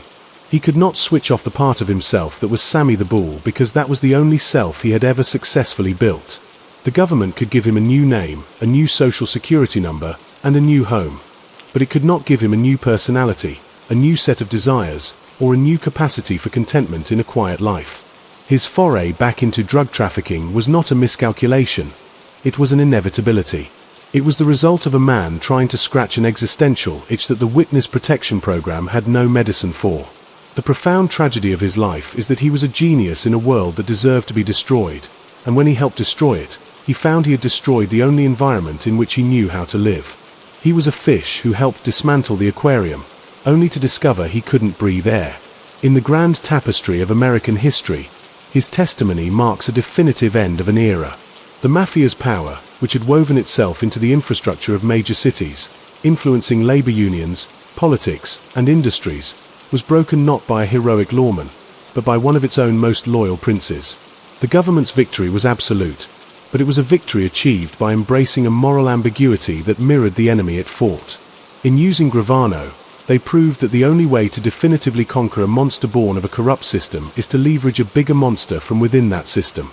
This creates a complicated legacy for justice itself, a victory that feels Pyrrhic, stained by the source of its evidence. For us, the audience to this decades-long drama, his life serves as a dark mirror. It forces us to question what we might be capable of under the right, or rather the wrong, circumstances. The desire for respect, for power, for a legacy, is a universal human drive. Sammy Gravano's story shows us where those drives can lead when they are pursued without boundaries, when the end always justifies the means, and when the only God worshipped is power. His legacy is a cautionary tale that echoes beyond the world of organized crime, speaking to anyone who has ever been tempted to cut corners, to bully their way to the top, or to believe that success is a virtue that excuses any method. The final image we are left with is not of the defiant underboss or the calm witness, but of the old man, a ghost haunting the margins of the society he once terrorized and then, briefly, served. There is no redemption here, no peaceful sunset, only the quiet, relentless ticking of a clock counting down the days of a life that was, by any measure, too long and too short all at once. The roar of the bull is now a whisper, a faint, disturbing echo in the annals of true crime, a story that refuses to offer easy answers and instead leaves us with a chilling question. In the relentless pursuit of defining your own life, what happens when the only identity you can forge is one? The silence that enveloped the final years of the man once known as Sammy the Bull was not merely an absence of sound, but a palpable, heavy presence, the accumulated weight of a lifetime of deafening choices now settled into a profound and unbreakable quiet. This was not the peaceful silence of retirement. It was the hollow silence of a battlefield after the war has been lost, where the only sounds are the whispers of ghosts and the slow, grinding work of time erasing the scars. In this enforced obscurity, shielded from the public eye by a government that surely viewed him with a mixture of gratitude and profound regret, he became a living paradox. One of the most famous criminals of the 20th century, yet utterly anonymous, a face in a crowd that held no recognition for the horrors it had witnessed and orchestrated. His daily existence, once a whirlwind of power meetings, violent resolutions, and the constant, thrilling hum of impending danger, was now reduced to the mundane rhythm of a life stripped of all purpose and identity. The simple acts of buying groceries, watching television, or taking a walk became the entirety of his world. A world that was safe, secure, and utterly suffocating for a spirit that had thrived on chaos and command. Imagine the internal landscape of such a man. His mind, once a sharp, strategic tool focused on the logistics of empire building and the calculus of betrayal, now had nowhere to focus but inward, on the vast, grim museum of his own past. Every headline about organized crime, every documentary about Gotti, every mention of the Gambino family, would have been a small, painful echo, a reminder of a kingdom he had helped rule and then ruthlessly dismantled. He had more time than any man should have to replay his decisions, to wander the halls of his memory and confront the exhibits of his life. The young, ambitious boxer from Bensonhurst, the rising star earning his bones, the respected made man, the powerful underboss, the devastating witness, the fallen drug kingpin. Which of these men was the real Salvatore Gravano? Or were they all simply costumes, each one donned for survival in a different act of the same brutal play? The question of remorse is the great, unanswerable chasm at the center of his story. Could a man who had orchestrated and participated in so much death, who had built his fortune on the broken backs and stolen livelihoods of others, ever truly feel the moral weight of his actions? Or was his regret solely reserved for the consequences that befell him personally? When he thought of the 19 lives he had ended, did he see human beings with families and futures? Or did he simply see obstacles that had been removed, problems that had been solved?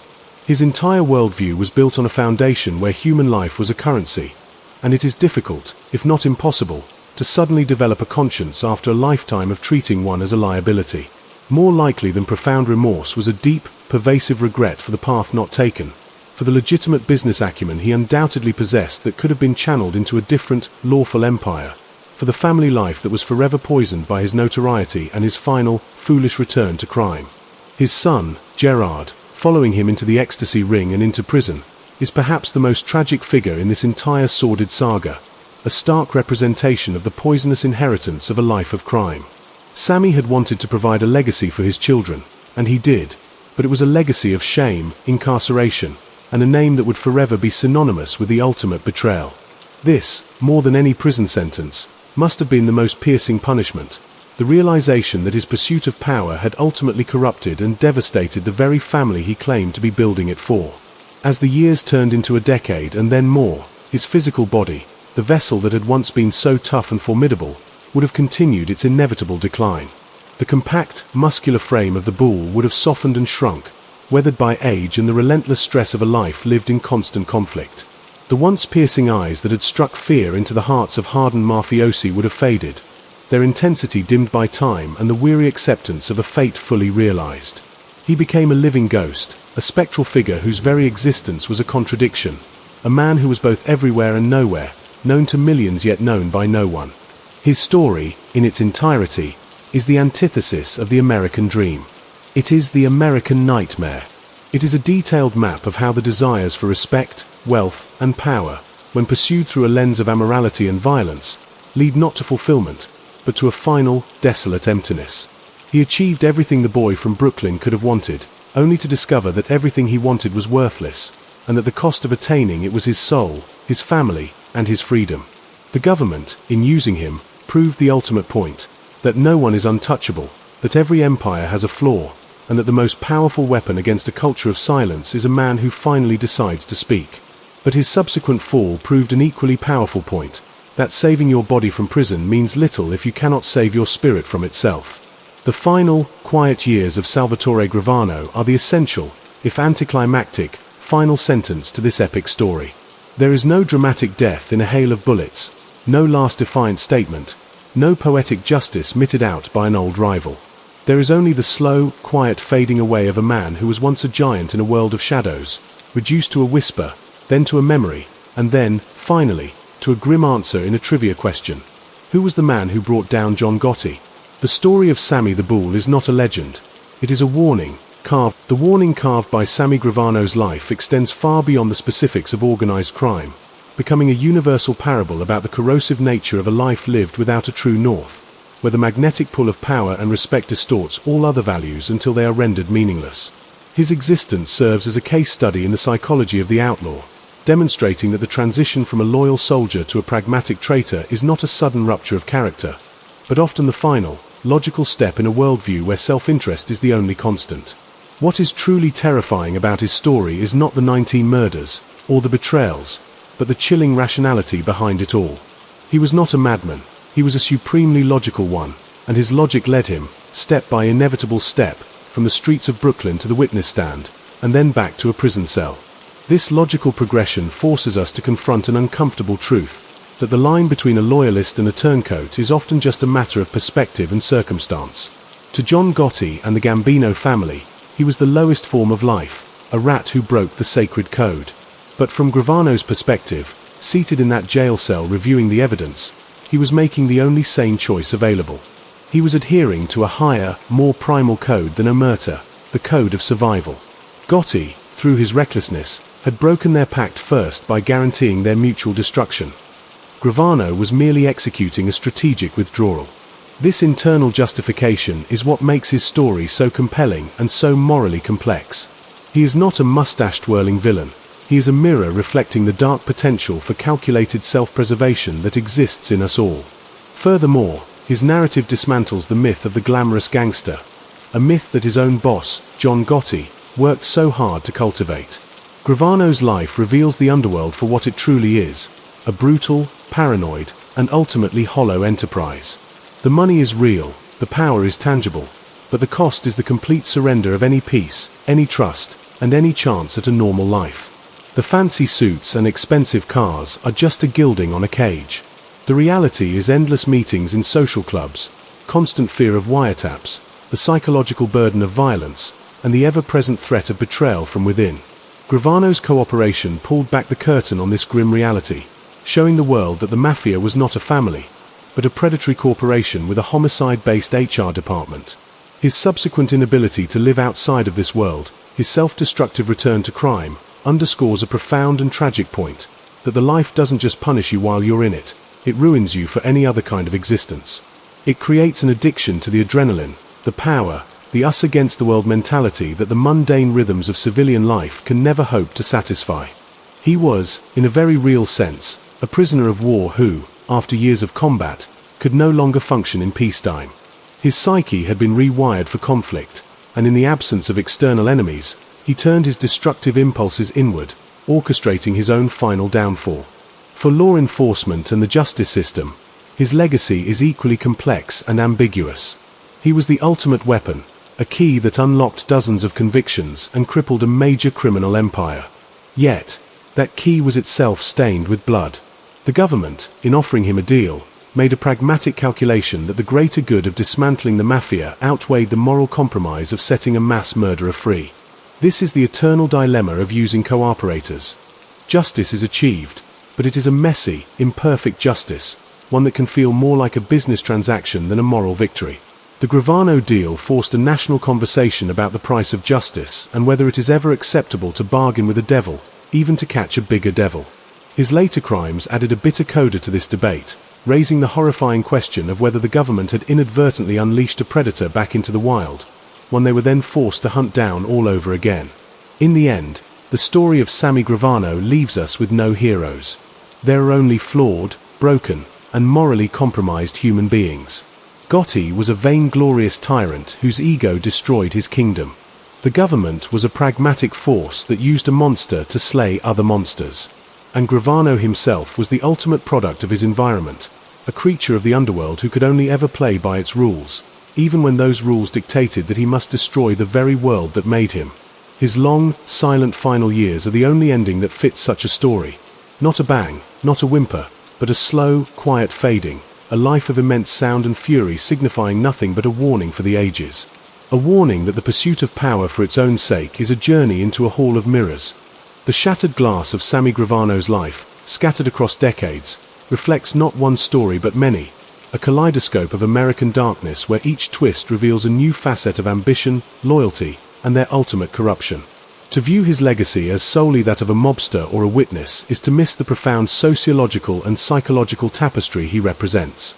He was, in essence, a pure product of a specific ecosystem, one where traditional paths to success were perceived as closed, and where the illicit world offered not just wealth, but something even more intoxicating: respect, measured in fear and obedience. His initial loyalty to the Mafia was not born of inherent evil, but of a desperate need to belong to a structure that valued the very talents, his toughness, his street smarts, his dyslexic's ability to think in concrete terms of power and leverage that the legitimate world had dismissed. The Mafia gave him an identity, a purpose, and a code, however warped. This is why his eventual betrayal was so cataclysmic, both for the organization and for himself.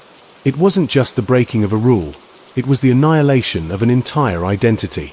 When he sat on the witness stand, he wasn't just testifying against John Gotti. He was systematically dismantling the philosophical framework that had given his own life meaning for over 20 years. Every word he spoke was a repudiation of his former self, a public suicide of the man known as Sammy the Bull. This explains the profound emptiness that followed his cooperation. The government could protect him from the mob's bullets, but it could not protect him from the existential void left behind when the core of your being has been declared invalid. This void is what made his return to crime not just likely, but almost inevitable. The Ecstasy ring was a pathetic, doomed attempt to rebuild that identity, to once again be a kingpin, a commander, a man of consequence in a world that understood the language of force. It was the act of a ghost trying to become solid again by returning to the haunted house where it died. His story also serves as a brutal critique of the American justice system's utilitarian calculations. The deal cut with Gravano was one of the most successful prosecutorial tools in history, but it came at a significant moral cost. By setting him free, the government implicitly endorsed the idea that some lives are worth more than others, that the value of 19 murder victims could be traded for the conviction of one flamboyant Don and his associates. This calculus, while effective, leaves a stain. It creates a tiered system of justice where the value of a criminal's cooperation can outweigh the value of his victims' lives. Furthermore, Gravano's subsequent crimes exposed a fatal flaw in the witness protection paradigm. It can change a man's location and name, but it cannot perform a heart transplant. It assumes that a lifelong predator can be reformed simply by altering his environment, an assumption that Gravano's case proved tragically naive. The system provided him with a new life, but it could not provide him with a new soul, nor could it quench his thirst for the adrenaline and authority that only the criminal world could provide. For the public, his life became a macabre source of entertainment and moral confusion. He was simultaneously reviled and fascinating, a monster we couldn't look away from. His calm, detailed testimony, devoid of apparent remorse, was more chilling than any outburst of rage could have been. It presented evil not as a passionate, chaotic force, but as a quiet, administrative function. This normalization of brutality is perhaps his most insidious legacy. He made murder sound like business, and betrayal sound like strategy, draining these acts of their moral horror and repackaging them as simple career moves. In doing so, he forced society to confront the banality of evil within its own borders, not as a foreign concept from a history book, but as a homegrown product of its own streets, its own failures, its own twisted version of the dream. Now, as his story recedes into history, its lessons remain urgently relevant. It is a story about the seduction of power, the fragility of codes built on violence, and the impossible challenge of escaping the person you have chosen to become. The long, silent aftermath of his life, the years of obscurity and decline, is the most important chapter of all. It is the evidence that after all the sound and fury, after the murders and the money and the betrayals, there was nothing left. No glory, no honor, no peace. Just a quiet man in a quiet room, waiting for the end, his name a curse and his life a warning that echoes through the decades. That the abyss that ultimately claimed Sammy Gravano is not a physical place but a profound state of being, a psychological and spiritual void where the echoes of a life lived by a twisted code finally fall silent, leaving only the hollow resonance of consequences.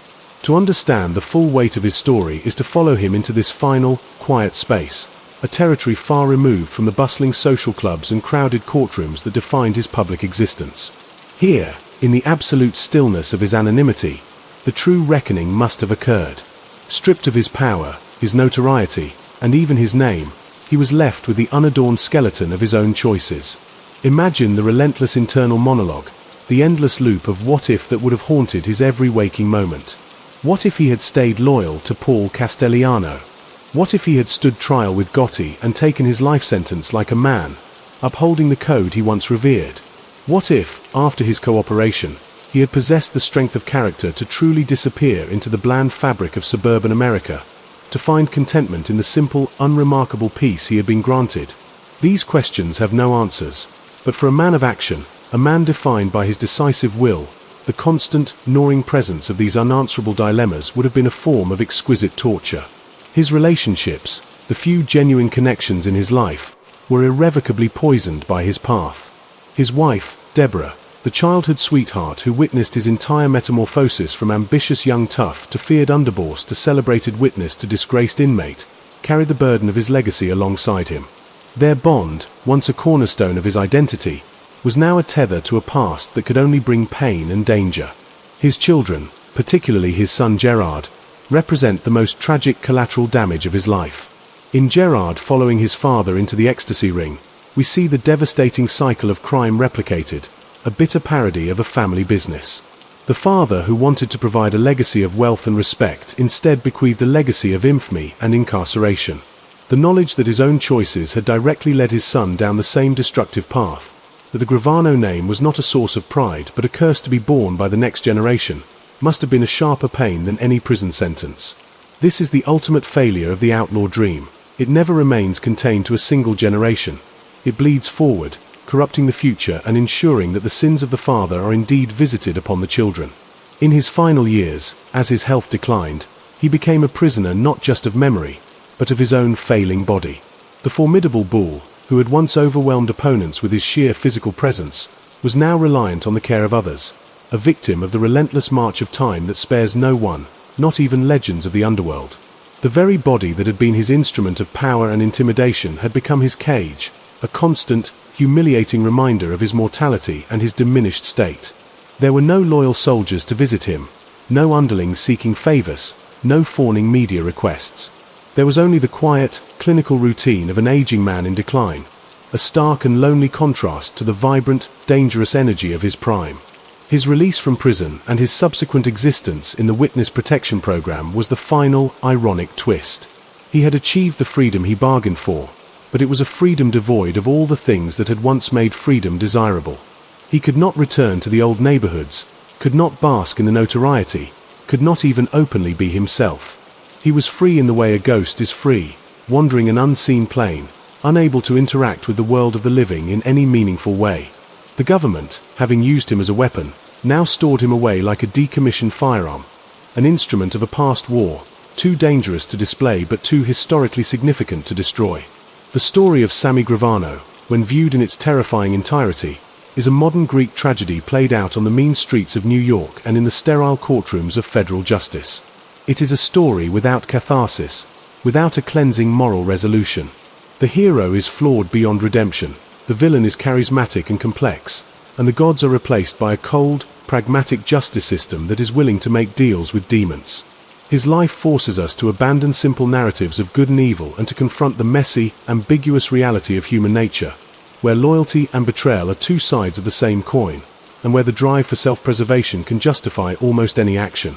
The final image we are left with is not of a powerful don or a defiant witness, but of an old man, alone with his memories, a living testament to the fact that the most formidable empire one can ever build is the empire of the self, and the most devastating betrayal one can ever commit is the betrayal of one's own potential for a better, quieter, more honorable life. The silence that surrounds his end is the loudest part of his story, a roaring, empty silence that screams a warning across the decades about the ultimate cost of a life lived without a moral The roaring, empty silence that constitutes the final legacy of Sammy Gravano is not an absence of narrative, but rather the narrative itself, a profound and unsettling lesson written not in ink but in the negative space of a life consumed by its own contradictions.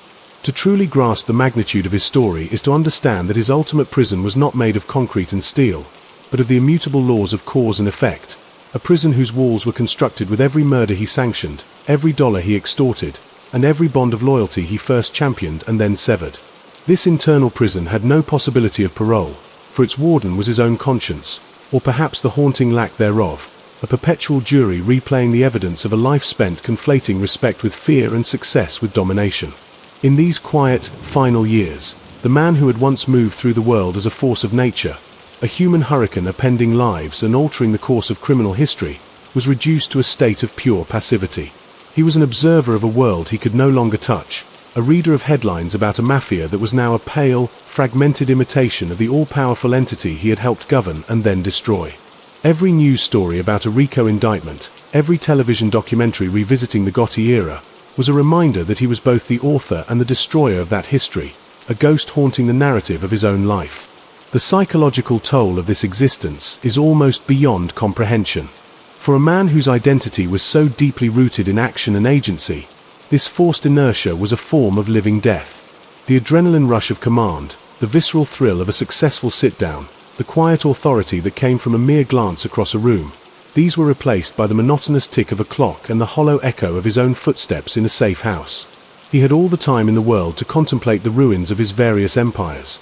The criminal empire shattered by his testimony, the financial empire lost to legal fees and forfeiture, and the personal empire of his family, forever scarred by his choices.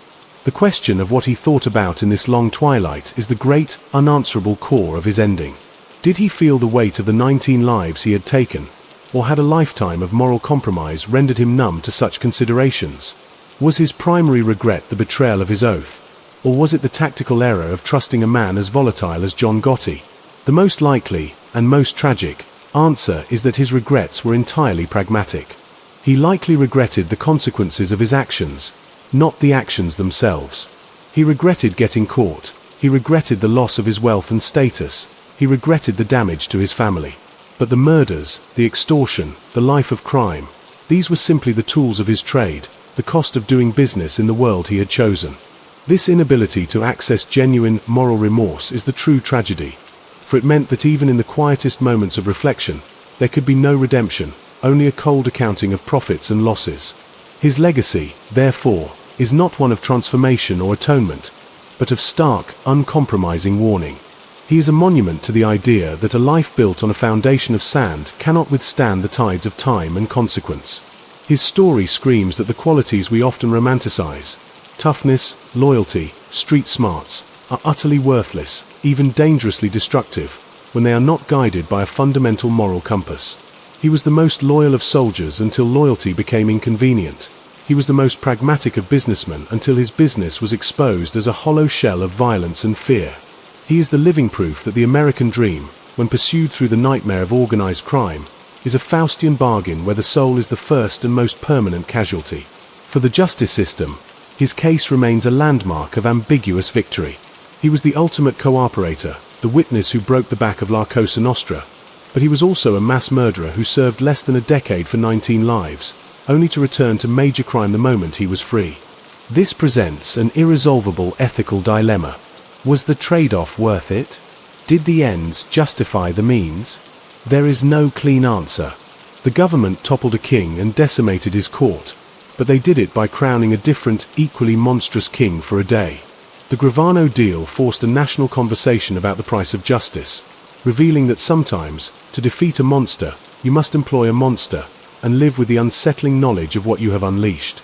In the end, the most chilling aspect of Sammy Gravano's long silence is what it says about us, the audience. We are fascinated by him, by his calm testimony, by his ruthless efficiency, by the sheer scale of his betrayals. We consume his story in books and documentaries, dissecting his choices with a morbid curiosity. His silence in his final years becomes a canvas upon which we project our own questions about loyalty, survival, and morality. We are forced to ask ourselves the uncomfortable question: what would we have done in his shoes? Faced with a life sentence for a boss whose recklessness doomed you, would you have remained silent? His story holds up a dark mirror to our own souls, revealing the hidden, pragmatic corners of our nature where survival instinct might just outweigh a rigid code of honor. The final, quiet image of Sammy Gravano, the ghost living under an assumed name, is the only fitting end for such a complex and morally chaotic life. There is no dramatic death, no last stand, no poetic justice. There is only the slow, inexorable fading away of a man who was once a giant in a world of shadows, his roar finally diminished to a whisper, and then to nothing at all. His story does not end with a period, but with an ellipsis, a trailing off that leaves us with more questions than answers, a lingering, disquieting feeling that the echoes of his choices will reverberate long after he is gone, a permanent scar on the history of American crime and a somber reminder that the pursuit of power, absent the lonely dead end that marked the final years of Salvatore Gravano's existence stands as the ultimate and most fitting verdict on a life governed by a calculus of power and betrayal. A verdict delivered not by a judge or a jury, but by the slow, inexorable passage of time itself. In this prolonged and silent epilogue, the man who had once commanded the attention of a nation was now a spectre, a footnote in his own biography, forced to live out the consequences of a bargain that had saved his body but had annihilated his soul. The witness protection program, that elaborate mechanism of erasure, proved to be the perfect metaphor for his inner state. He had a new name, but no authentic identity, a new location, but no true home, a form of freedom, but no genuine liberty. The vibrant, dangerous, and deeply hierarchical world of the Mafia, for all its horrors, had provided him with a clear structure, a defined role, and a community, however toxic. In contrast, his protected life was an existential flatline, a monotonous landscape devoid of the peaks of power and the valleys of danger that had once made him feel so intensely alive. Imagine the crushing weight of that boredom for a man of his temperament, the sheer agony of a predator confined to a zoo, pacing the same small patch of ground day after day, year after year, with the wildness in his heart slowly turning in on itself. This internal corrosion is the true climax of his story, a more profound punishment than any court could ever administer. He had all the time in the world to reflect, but reflection without the possibility of atonement or growth is merely a form of self-torture.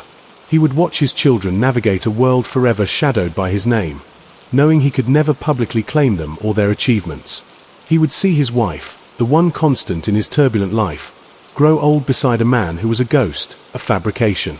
The ordinary milestones of life, birthdays, holidays, anniversaries, would be celebrated under a cloud of secrecy and fear, every happy moment tinged with the bitter knowledge of all that had been sacrificed and all that had been lost.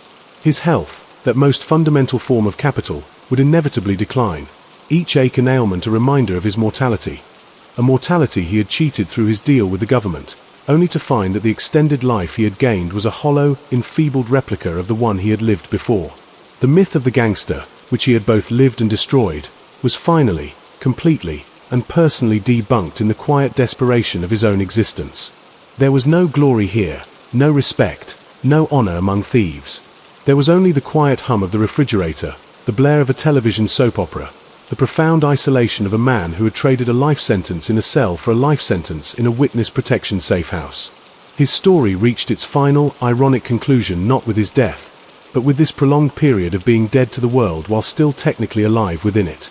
He became a non-person, his legacy a subject for others to debate and dissect, while he himself was condemned to silence, unable to correct the record, unable to defend his choices, unable to offer any final word on the epic tragedy that had been his life.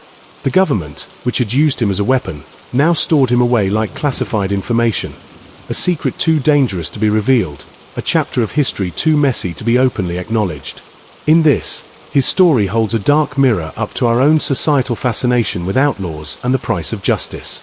We, the public, consumed the drama of his testimony, the shock of his return to crime, the spectacle of his final sentencing, but we never had to confront the mundane, depressing reality of his aftermath. We were able to turn the page. He was forced to live in the blank space that followed. His life forces us to ask what we truly want from our system of justice. Do we want vengeance, rehabilitation, or simply the removal of dangerous individuals from society? The Gravano case satisfies none of these desires cleanly. Vengeance was not achieved for his 19 victims. Rehabilitation was a demonstrable failure, and his removal from society was only temporary, ending in a release that felt, to many, like an injustice in itself. His entire saga exists in a moral grey area, an uncomfortable testament to the fact that real-world justice is often messy, compromised, and deeply unsatisfying. The long, silent aftermath of Sammy Gravano is therefore the most important part of his story, the coda that gives meaning to all the preceding chaos. It is the evidence that after the guns fall silent and the courtroom doors close, after the headlines fade and the documentaries are filed away, there is only the individual, alone with their choices. For Sammy Gravano, that meant a life reduced to its most basic and pathetic components: waiting, remembering, and regretting. The bull, who had charged through life with such unstoppable force, was finally brought to a standstill not by a rival, nor by the government, but by the accumulated weight of his own life, a weight that grew heavier with each passing, silent day, until it pressed him into the earth. The ghost of Sammy Gravano, a spectral presence haunting the forgotten corners of his own history, represents the final and most complete transformation of a man who had mastered the art of reinvention, only to find his last identity was that of a cautionary tale made flesh. This lingering, silent presence in the witness protection program was not merely a man hiding from old enemies. It was the living embodiment of a paradox, a symbol of a victory for justice that felt like a defeat for morality, a walking reminder that some stories are too complex for neat endings and some lives are too stained for any form of cleansing. In this protracted and muted finale, the very concept of time must have become a form of torture. For a man whose life had been measured in decisive, violent actions, the timing of a hit, the duration of a prison sentence, the swift rise to power, the endless, unmarked days of his protected life would have blurred into a meaningless continuum. The past was a country he could never revisit, the present was a safe house he could never leave, and the future was a terrifying blank page he no longer had the will or the desire to write upon. His world, which had once spanned the 5 boroughs of New York and reached into the highest echelons of criminal power, now shrank to the dimensions of a few quiet rooms, its borders defined by the ever-present, suffocating requirement of anonymity. The psychological isolation of this existence is difficult to overstate. He had no peers, no confidants, no one who could understand the unique and terrible weight of his experiences. He could not reminisce about the old days, could not share a dark joke about John Gotti, could not boast about his past exploits. Every human connection was superficial, every friendship a potential threat. He was the curator of a vast, secret museum of violence and betrayal, but he was forbidden to give anyone a tour. This enforced solitude would have forced him into a continuous, and likely circular, dialogue with himself, a conversation with no resolution and no escape. The central question of this internal dialogue would inevitably revolve around the concept of legacy. He had sought to build a legacy of power and respect, but he would die knowing his name was synonymous with treachery. He had wanted to provide for his family, but he had left them an inheritance of notoriety and pain. His son, Gerard, had not followed him into a legitimate family business, but into a federal prison, a devastating repetition of the very cycle Sammy had perhaps hoped his cooperation would break. The knowledge that his own blood had been poisoned by his choices, that the Gravano name would forever be a marker of shame rather than pride, must have been the most penetrating regret of all, a wound that no amount of government protection could ever bandage. As his body continued its slow surrender to age and the accumulated stress of a violent life, his physical reality would have become a constant mockery of his former self. The hands that had once held a gun with such steady purpose would now perhaps tremble with a benign essential tremor. The legs that had carried him with such assertive power would now require a slower, more careful gait. The eyes that had once missed nothing in a room full of potential threats would now grow dim. The bull was being dismantled by the most mundane of adversaries, time and decay. There would be no dramatic, operatic death in a hail of bullets, no final confrontation with an old rival. His end would be as administrative and unremarkable as his life had been chaotic and spectacular. A quiet death in a nondescript room, under a name that nobody knew, his passing noted only by a handful of US Marshals and a grieving family who had already lost him long ago. In this, his story achieves a kind of dark, poetic justice. The man who lived by the loud, brutal rules of the street was sentenced to die in silence. The man who valued respect above all else ended his life in utter obscurity. The man who broke the ultimate code of loyalty was ultimately betrayed by the one thing he could never control, his own nature, which condemned him to a prison of anonymity far more effective than any cell in Marion or ADX Florence. His long, quiet fade to black is the ultimate refutation of the gangster mythos. It screams that there is no honor, there is no glory, there is no winning in that life. There is only a precipitous rise followed by a catastrophic fall, and then, for the lucky ones who survive the fall, there is the long, flat, featureless plain of consequences, a landscape devoid of meaning or solace, where the only sound is the wind whispering the names of the forgotten. The ghost of Sammy Gravano is not just his own, it is the ghost of the entire era of the Mafia's peak power, a ghost that reminds us that all empires, whether of nations or of crime, are ultimately temporary. The small, quiet shadow that Sammy Gravano cast in his final years stretches long across the landscape of American crime. A dark stain that serves as the definitive epilogue to the era of the Mafia's swaggering, public dominance. This shadow, however, is not a simple silhouette. It is a complex tapestry woven from threads of violence, ambition, pragmatism, and a profound, failed humanity. A tapestry that forces any student of his life to move beyond facile judgments and confront the unsettling ambiguities of power, loyalty, and survival. Within this shadow, the figure of John Gotti becomes not just a rival, but a dark twin, a necessary counterpart in a Greek tragedy where both men were doomed by the very traits that elevated them. Gotti, with his flamboyant defiance and his craving for the public spotlight, was the perfect, volatile fuel for the fire. Gravano, with his quiet calculation and his focus on the bottom line, was the relentless, efficient engine. They needed each other to reach the summit, and they destroyed each other on the way down. Gotti's fatal flaw was his ego, which blinded him to the practical realities of the modern FBI's surveillance capabilities.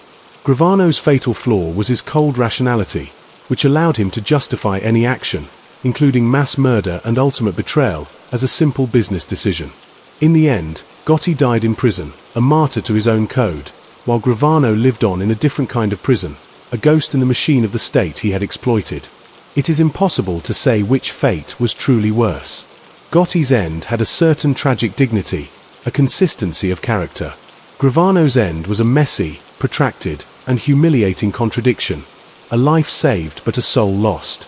His story relentlessly dissects the concept of the American dream, revealing its dark, inverted image. He achieved wealth, power, and notoriety, the very pillars of that dream. Yet each pillar was rotten at its core. The wealth was built on fear and misery, the power was sustained by murder, and the notoriety curdled into infamy. He is the walking, talking rebuttal to the idea that success, in and of itself, is a virtue.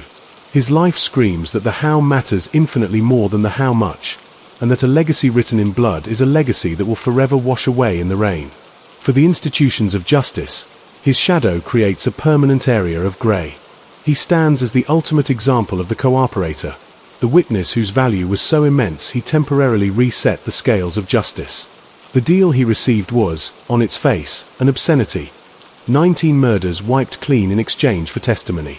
Yet, that testimony crippled an organization responsible for thousands of crimes, billions in illicit revenue, and the corruption of entire industries. This is the utilitarian heart of the modern justice system's fight against complex conspiracies. The grim calculus that one man's freedom is an acceptable price for the dismantling of an entire criminal ecosystem. But Gravano's subsequent fall complicates this calculation immensely. It introduces the terrifying variable of recidivism, raising the specter that the monster you unleash to hunt other monsters may simply return to his old habits once the hunt is over. His later life forces a painful question. Can a man who has lived by the sword for so long ever truly be trusted to lay it down, or is he merely waiting for the opportunity to pick it up again? The answer, in Gravano's case, was devastatingly clear. His return to the drug trade proved that for some, the criminal world is not a choice but an identity, an addiction as powerful as any to a chemical substance. The Witness Protection Program could change his name, but it could not perform a soul transplant. It could not give him the moral compass he had discarded in his youth, nor could it provide the adrenaline rush that came from commanding a criminal empire. His final incarceration was therefore not a failure of the system, but a confirmation of his fundamental nature. He was, and always would be, Sammy the Bull, and the only place for such a creature in a civilized society was, ultimately, a cage. And so, the long, quiet shadow he casts is one of warning and ambiguity. It warns of the seductive power of the shortcut, the dangerous allure of respect earned through fear. It warns that the qualities we often admire, toughness, loyalty, business acumen, are morally neutral at best, and can become monstrous when divorced from an ethical framework. And it leaves us with an ambiguity that is deeply unsatisfying but intellectually honest, that the world is not divided into heroes and villains, but is populated by complex, flawed, and often self-contradictory human beings who are capable of acts of great courage and great cruelty, sometimes in the same breath. The ghost of Sammy Gravano does not ask for our forgiveness or our understanding. It simply exists, a permanent part of the American criminal landscape, a silent testament to the fact that some stories have no moral, some lives offer no redemption, and some choices echo in a silence that is far louder. The terrifying silence that constitutes the final, unanswerable statement of Sammy Gravano's life is not an emptiness but a profound presence, a heavy, saturated quiet filled with the ghosts of his actions and the weight of their irreversible consequences. This silence is the true legacy of a man who spoke volumes with his violence and his testimony, only to have the final word be the absence of any word at all, a void that speaks more eloquently about the cost of his choices than any confession or justification ever could. To live within this silence, as he did for the last years of his life, was to inhabit a space of perpetual reckoning without the possibility of absolution, a state where the past is not a memory but a permanent, inescapable condition. Imagine the quality of this daily existence, a life stripped of all the external markers that once defined him. The fear he once instilled in others was now replaced by a low-grade, perpetual anxiety for his own safety. The respect he commanded on the street was now a bitter memory, replaced by the universal scorn of the underworld and the clinical, impersonal management of the U.S. Marshal Service. The power to make life-and-death decisions with a mere nod was gone, supplanted by the power to choose what to watch on television or what to have for dinner. For a man of his towering ego and relentless drive, this reduction to the mundane must have been a hell far more sophisticated and cruel than any conceived by Dante. It was a psychological drawn and quartering, his spirit pulled apart by the competing forces of nostalgia, regret, boredom, and a deep, unshakable understanding that he had reached the absolute dead end of his own narrative. Within this silence, his relationships, the few fragile bridges he had back to humanity, were irrevocably compromised. His wife, Deborah, the one person who had seen all his iterations, was now bound to a ghost, a man living under a name that was a legal fiction, in a life that was a protective lie. Their shared history, once a source of strength, was now a dangerous secret, a collection of stories that could never be told, a photo album that could never be opened. His children, navigating their own lives under the burden of his name, represented a different kind of heartbreak. Every achievement of theirs was shadowed by his notoriety. Every struggle was compounded by the legacy he had bestowed upon them. He could not be a proud father at a graduation. He could not be a comforting grandfather. He could only be a distant, hidden figure, a source of shame and danger. The family he had sought to build his empire for was the ultimate casualty of that empire's collapse, and the knowledge that his love for them was the very thing that had destroyed their peace is the kind of tragic irony that defines his entire story. As his body, the physical instrument of his will, began its final surrender, the silence would have grown even deeper. The once formidable frame, the source of his nickname and his street reputation, would become frail and dependent. The mind, so sharp and strategic, might have begun to cloud, the memories of murders and boardroom-style sit-downs blurring with the banalities of his present. The slow, inevitable decay of age is a universal human experience. But for Gravano, it was the final act of betrayal, the last in a long line of betrayals that defined his life. His body, which had never failed him in a fight, was now failing him in the most fundamental way, leaving him trapped in a vessel that was as much a prison as the witness protection program itself. His eventual death, when it came, was the final, fitting piece of this long, grim narrative. It was not a news event. There was no parade of old associates paying respects, no glowing obituaries in the newspapers, no dramatic eulogies. It was a quiet, administrative affair, the closing of a file in some government office, the deletion of an identity from a database. The man who had been Sammy the Bull, who had held the city in a grip of fear, who had brought down a king and then foolishly tried to crown himself again, was erased from the world with the same efficiency with which he had once erased his enemies. This is the ultimate truth his life reveals, that in the end, the universe is indifferent to our ambitions and our crimes. The power we claw for, the respect we demand, the empires we build, they are all temporary, fragile constructs that vanish into the silence, leaving behind only the echo of our choices. The story of Sammy Gravano is not a mob story. It is a human story about the search for identity and the catastrophic cost of finding it in the wrong places. It is a warning that the most dangerous prison is not the one made of bars, but the one we build for ourselves, brick by brick, with every morally compromised decision, until we are left with nothing. The four walls of regret that formed the final, inescapable prison for Sammy Gravano were not built in a day, but were painstakingly constructed over a lifetime. Each brick mortared with a choice that prioritized power over people, strategy over sanctity, and survival over soul. This internal prison, far more secure than any federal penitentiary, had a warden he could not corrupt nor kill, his own unblinking memory, replaying the countless moments where the path of damnation seemed the most practical and therefore the only logical route forward. Within this confinement, the silence was not peaceful but accusatory, filled with the phantom sounds of a life forsaken, the ghostly echo of laughter in a Bensonhurst social club that no longer existed, the whispered scheming in the backroom of the rave nightclub now preserved forever on FBI tape, the deafening report of gunfire on a midtown street that heralded a new, doomed regime, and the calm, measured tone of his own voice on the witness stand systematically dismantling the world that had made him. This was the soundtrack of his damnation, a symphony of ghosts conducted by the quietest of batons, the tick of a clock in a safe house, marking time he no longer knew how to fill.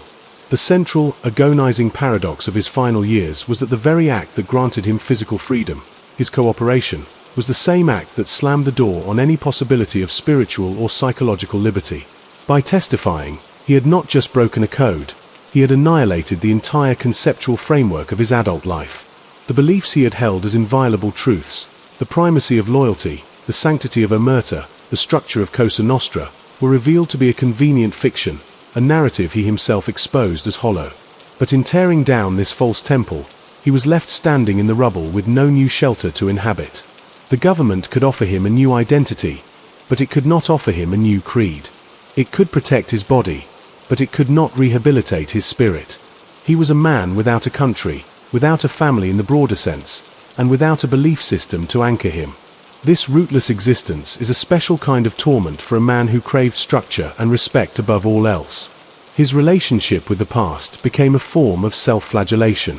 Every headline about the declining state of the Mafia, a story he himself was largely responsible for, was a reminder of his role as both architect and demolitions expert of his own world. The men he had put away with his testimony were living out their sentences in a system he had escaped, but their fates were inextricably linked to his own. In a strange way, they were his last remaining connection to the power he once wielded. They were the living proof that he had once been a king, even if his kingdom was now a graveyard of his own making. His relationship with the future was non-existent. There were no more ambitions to pursue, no new empires to build. The Ecstasy venture had been his last, desperate gambit to recapture the thrill of the climb, and it had ended in the most humiliating possible way, not with a heroic shootout, but with a predictable arrest and a long, slow march to a different kind of cell.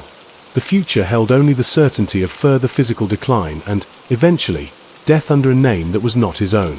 This foreclosure of hope is the most desolate landscape a human can inhabit. Even in prison, men can hope for an appeal, for a transfer, for a moment of grace. For Gravano, there was nothing to appeal, nowhere to transfer, and no grace that could possibly reach him in the deep cover of his fabricated life. His only legacy was one of infamy and warning. He would be remembered not for his intelligence or his business acumen, but for his treachery. He would be cited not as an example of success, but as the ultimate example of the cost of moral bankruptcy. The name Sammy the Bull would forever be a punchline in the joke of the Mafia's fall, the punchline being that the toughest of them all was the one who talked the most. This knowledge, that his name was cursed in the very world he had loved and that his story was a cautionary tale in the world he had joined, must have been a poison that seeped into every moment of his solitude. He was utterly and completely alone, a monument to the idea that a life lived without a moral core is a life that ultimately collapses in on itself, leaving nothing but a void, a silence, and a warning that echoes through the years, that the price of power without principle is a solitude so complete.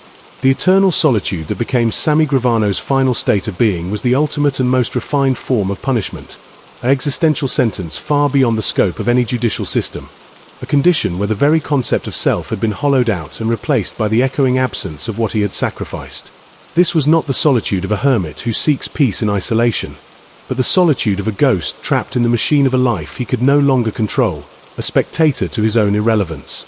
In this stark and unending quiet, The memories that once fueled his ambition and justified his violence would have transformed into relentless prosecutors, each one presenting evidence for the prosecution in the trial of his own soul.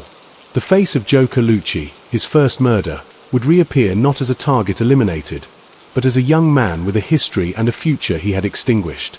The meticulous planning of the Castellano hit would replay not as a masterstroke of corporate strategy, but as the moment he irrevocably severed himself from the ancient, twisted code that had given his life structure and meaning. The 19 lives he admitted to taking would become a chorus of the dead, their silent accusations filling the safe house with a pressure more stifling than any prison walls. He had been granted a form of life, but it was a life lived in the negative space of his own actions, a perpetual state of being defined by what was no longer there. The power, the respect, the brotherhood, all gone, leaving only the cold, hard facts of his crimes and the crushing weight of their consequences. His relationship with his family, the one tether he had to a world outside of crime, was now a source of profound and complicated pain. He could see the price they had paid for his choices written in the lines on his wife's face and in the cautious demeanor of his children. Every holiday celebrated in secrecy, every milestone observed from a distance, was a reminder that the empire he built had ultimately crumbled onto the very people he had sought to enrich and protect. His son, Gerard, following him into the drug trade and into prison, was the living, breathing embodiment of his failure, proof that the poison of his legacy had been passed to the next generation. The love he felt for them was now inextricably tangled with the guilt of what he had done to them, a love that could no longer be expressed freely or publicly, but only in the furtive, fearful context of a protected life. This now Tudor eye, a love filtered through layers of shame and secrecy, may have been the most painful consequence of all, a constant, aching reminder that his quest for a certain kind of power had cost him the simple, unadulterated joy of family. As his body, the physical instrument of his will, began its final, inevitable decline, the solitude would have deepened, becoming a tangible presence in the room. The robust frame that had earned him the nickname the Bull would have withered, the strength that once intimidated rivals now sapped by age and the accumulated stress of a lifetime of conflict. The world outside, which he had once influenced with a phone call, would have continued its relentless march forward, indifferent to his existence. New criminals rose, new headlines were written, new empires of illicit wealth were built and collapsed, all while he sat in his anonymous room, a relic of a bygone era, his story complete and his relevance expired. The government that protected him was no longer his ally.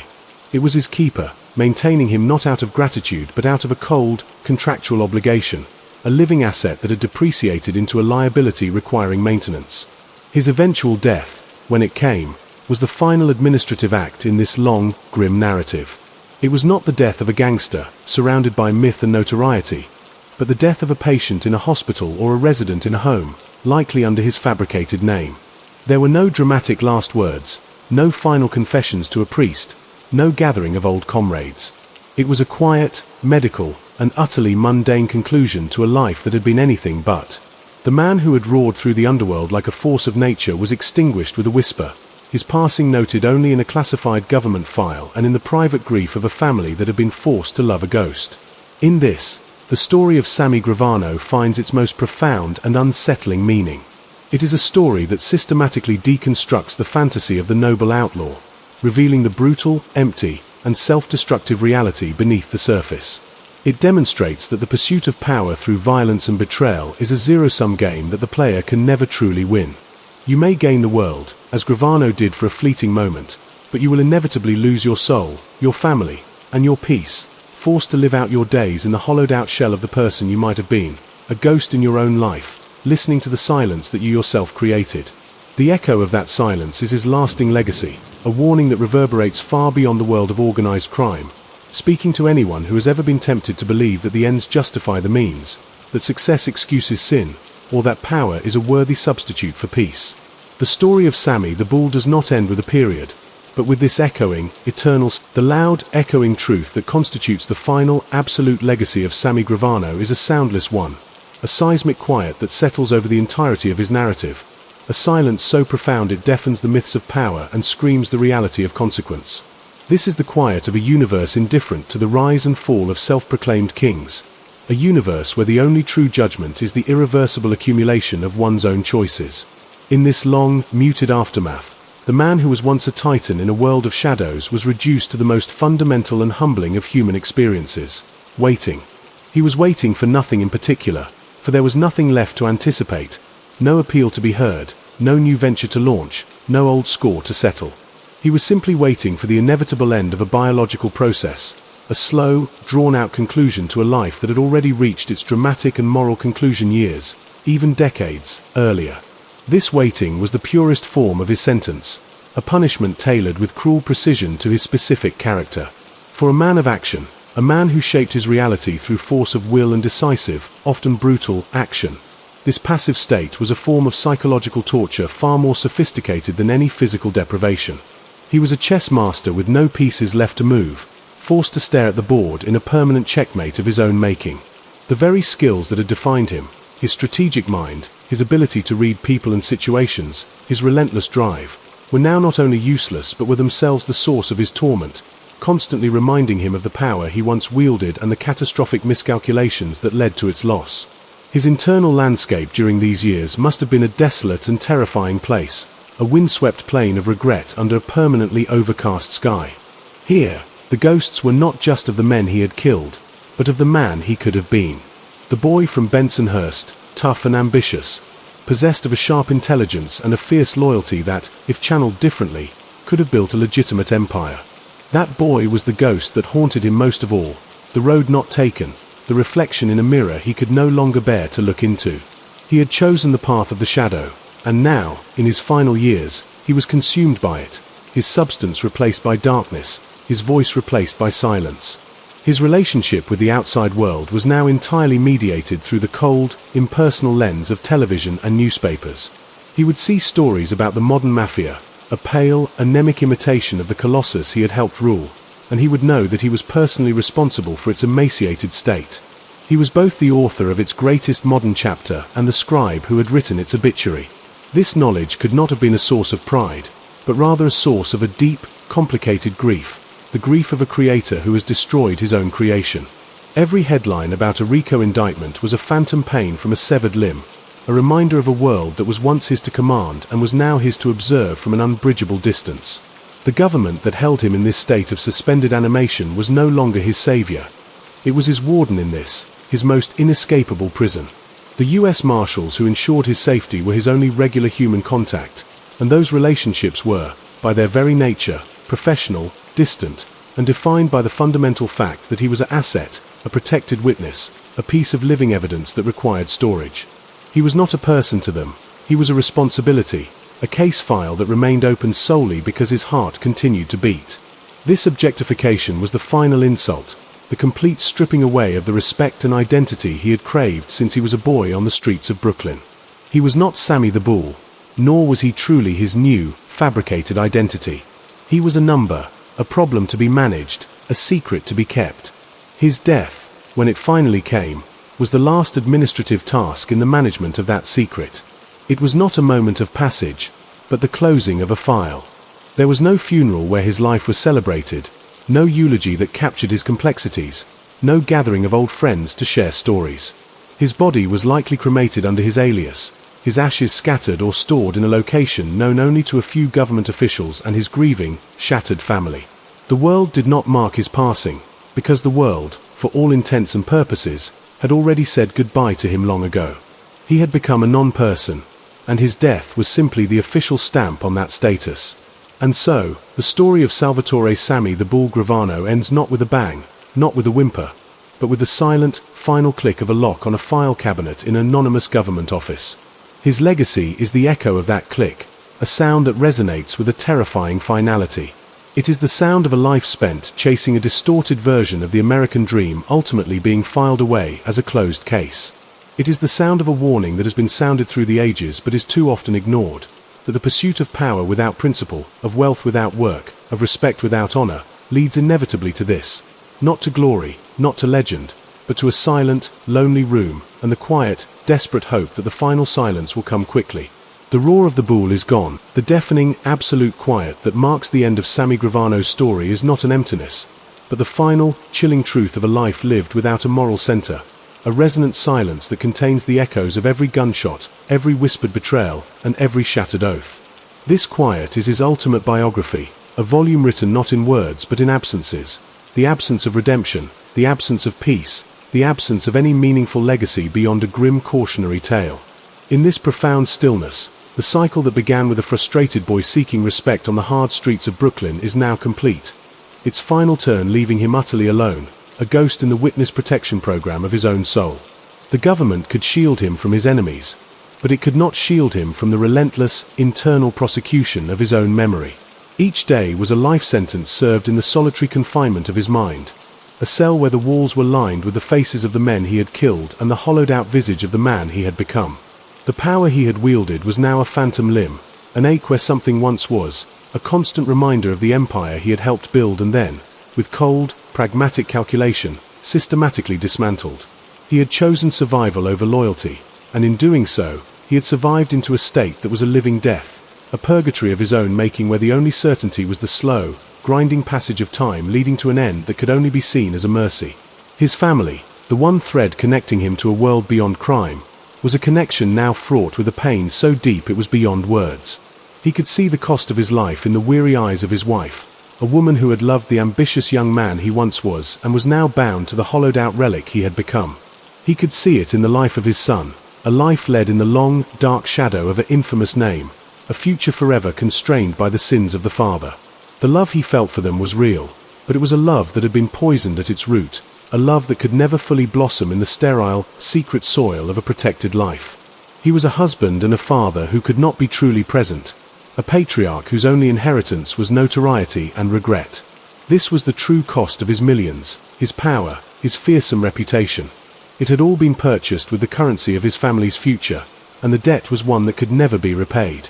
As his body, the physical vessel of his tumultuous journey, began its final surrender, the world outside continued its indifferent spin. The Mafia, the great passion and then the great betrayal of his life, faded further into history, its power broken in no small part by his own hand. New generations arose with new crimes and new ambitions, unaware of the name Sammy Gravano, or knowing it only as an answer to a trivia question, a footnote in the story of John Gotti. He had gone from a player on the world stage to a forgotten secret, his existence a classified file in a government cabinet, his impact on the world now measured only in the negative space he left behind. His death, when it finally arrived, was the last, quiet administrative task in the management of his case. There was no dramatic end, no last stand, no final moment of clarity or contrition. It was a biological cessation, likely in a medical facility, under a name that was not his own. There were no headlines, no obituaries in the New York papers, no gathering of old associates. The man who had once commanded the attention of a nation slipped away unnoticed by the public that had once been captivated by his crimes and his betrayal. His body was processed with the same bureaucratic efficiency with which he had been protected, his remains disposed of according to the strict, secret protocols of the program that had been his final, gilded cage. In this, his story achieves a kind of dark, poetic closure. The boy who had sought to make a name for himself in the world died without a name, his true identity buried alongside him. The man who had lived by the brutal, loud code of the street died in the most silent and anonymous way imaginable. The underboss who had broken the ultimate law of his tribe was, in the end, subject to the most universal and unbreakable law of all, mortality. The silence that follows his story is its most powerful message. It tells us that the pursuit of power for its own sake is a journey into a hall of mirrors, where every reflection is a distortion of the self, and the only way out is to shatter the glass, cutting yourself on the pieces in the process. It tells us that loyalty, when given to a corrupt cause, becomes a chain that will eventually drag you down, and that betrayal, even in the name of survival, is a poison that corrupts the soul forever. The saga of Sammy the Bull Gravano is not an entertainment. It is a warning etched in the fragile bone of human experience. It is a reminder that our choices are the architects of our destiny, and that a life built on a foundation of violence and deceit will inevitably collapse under its own weight, leaving behind nothing but the roaring, deafening, absolute quiet of consequences endured alone. The story is over.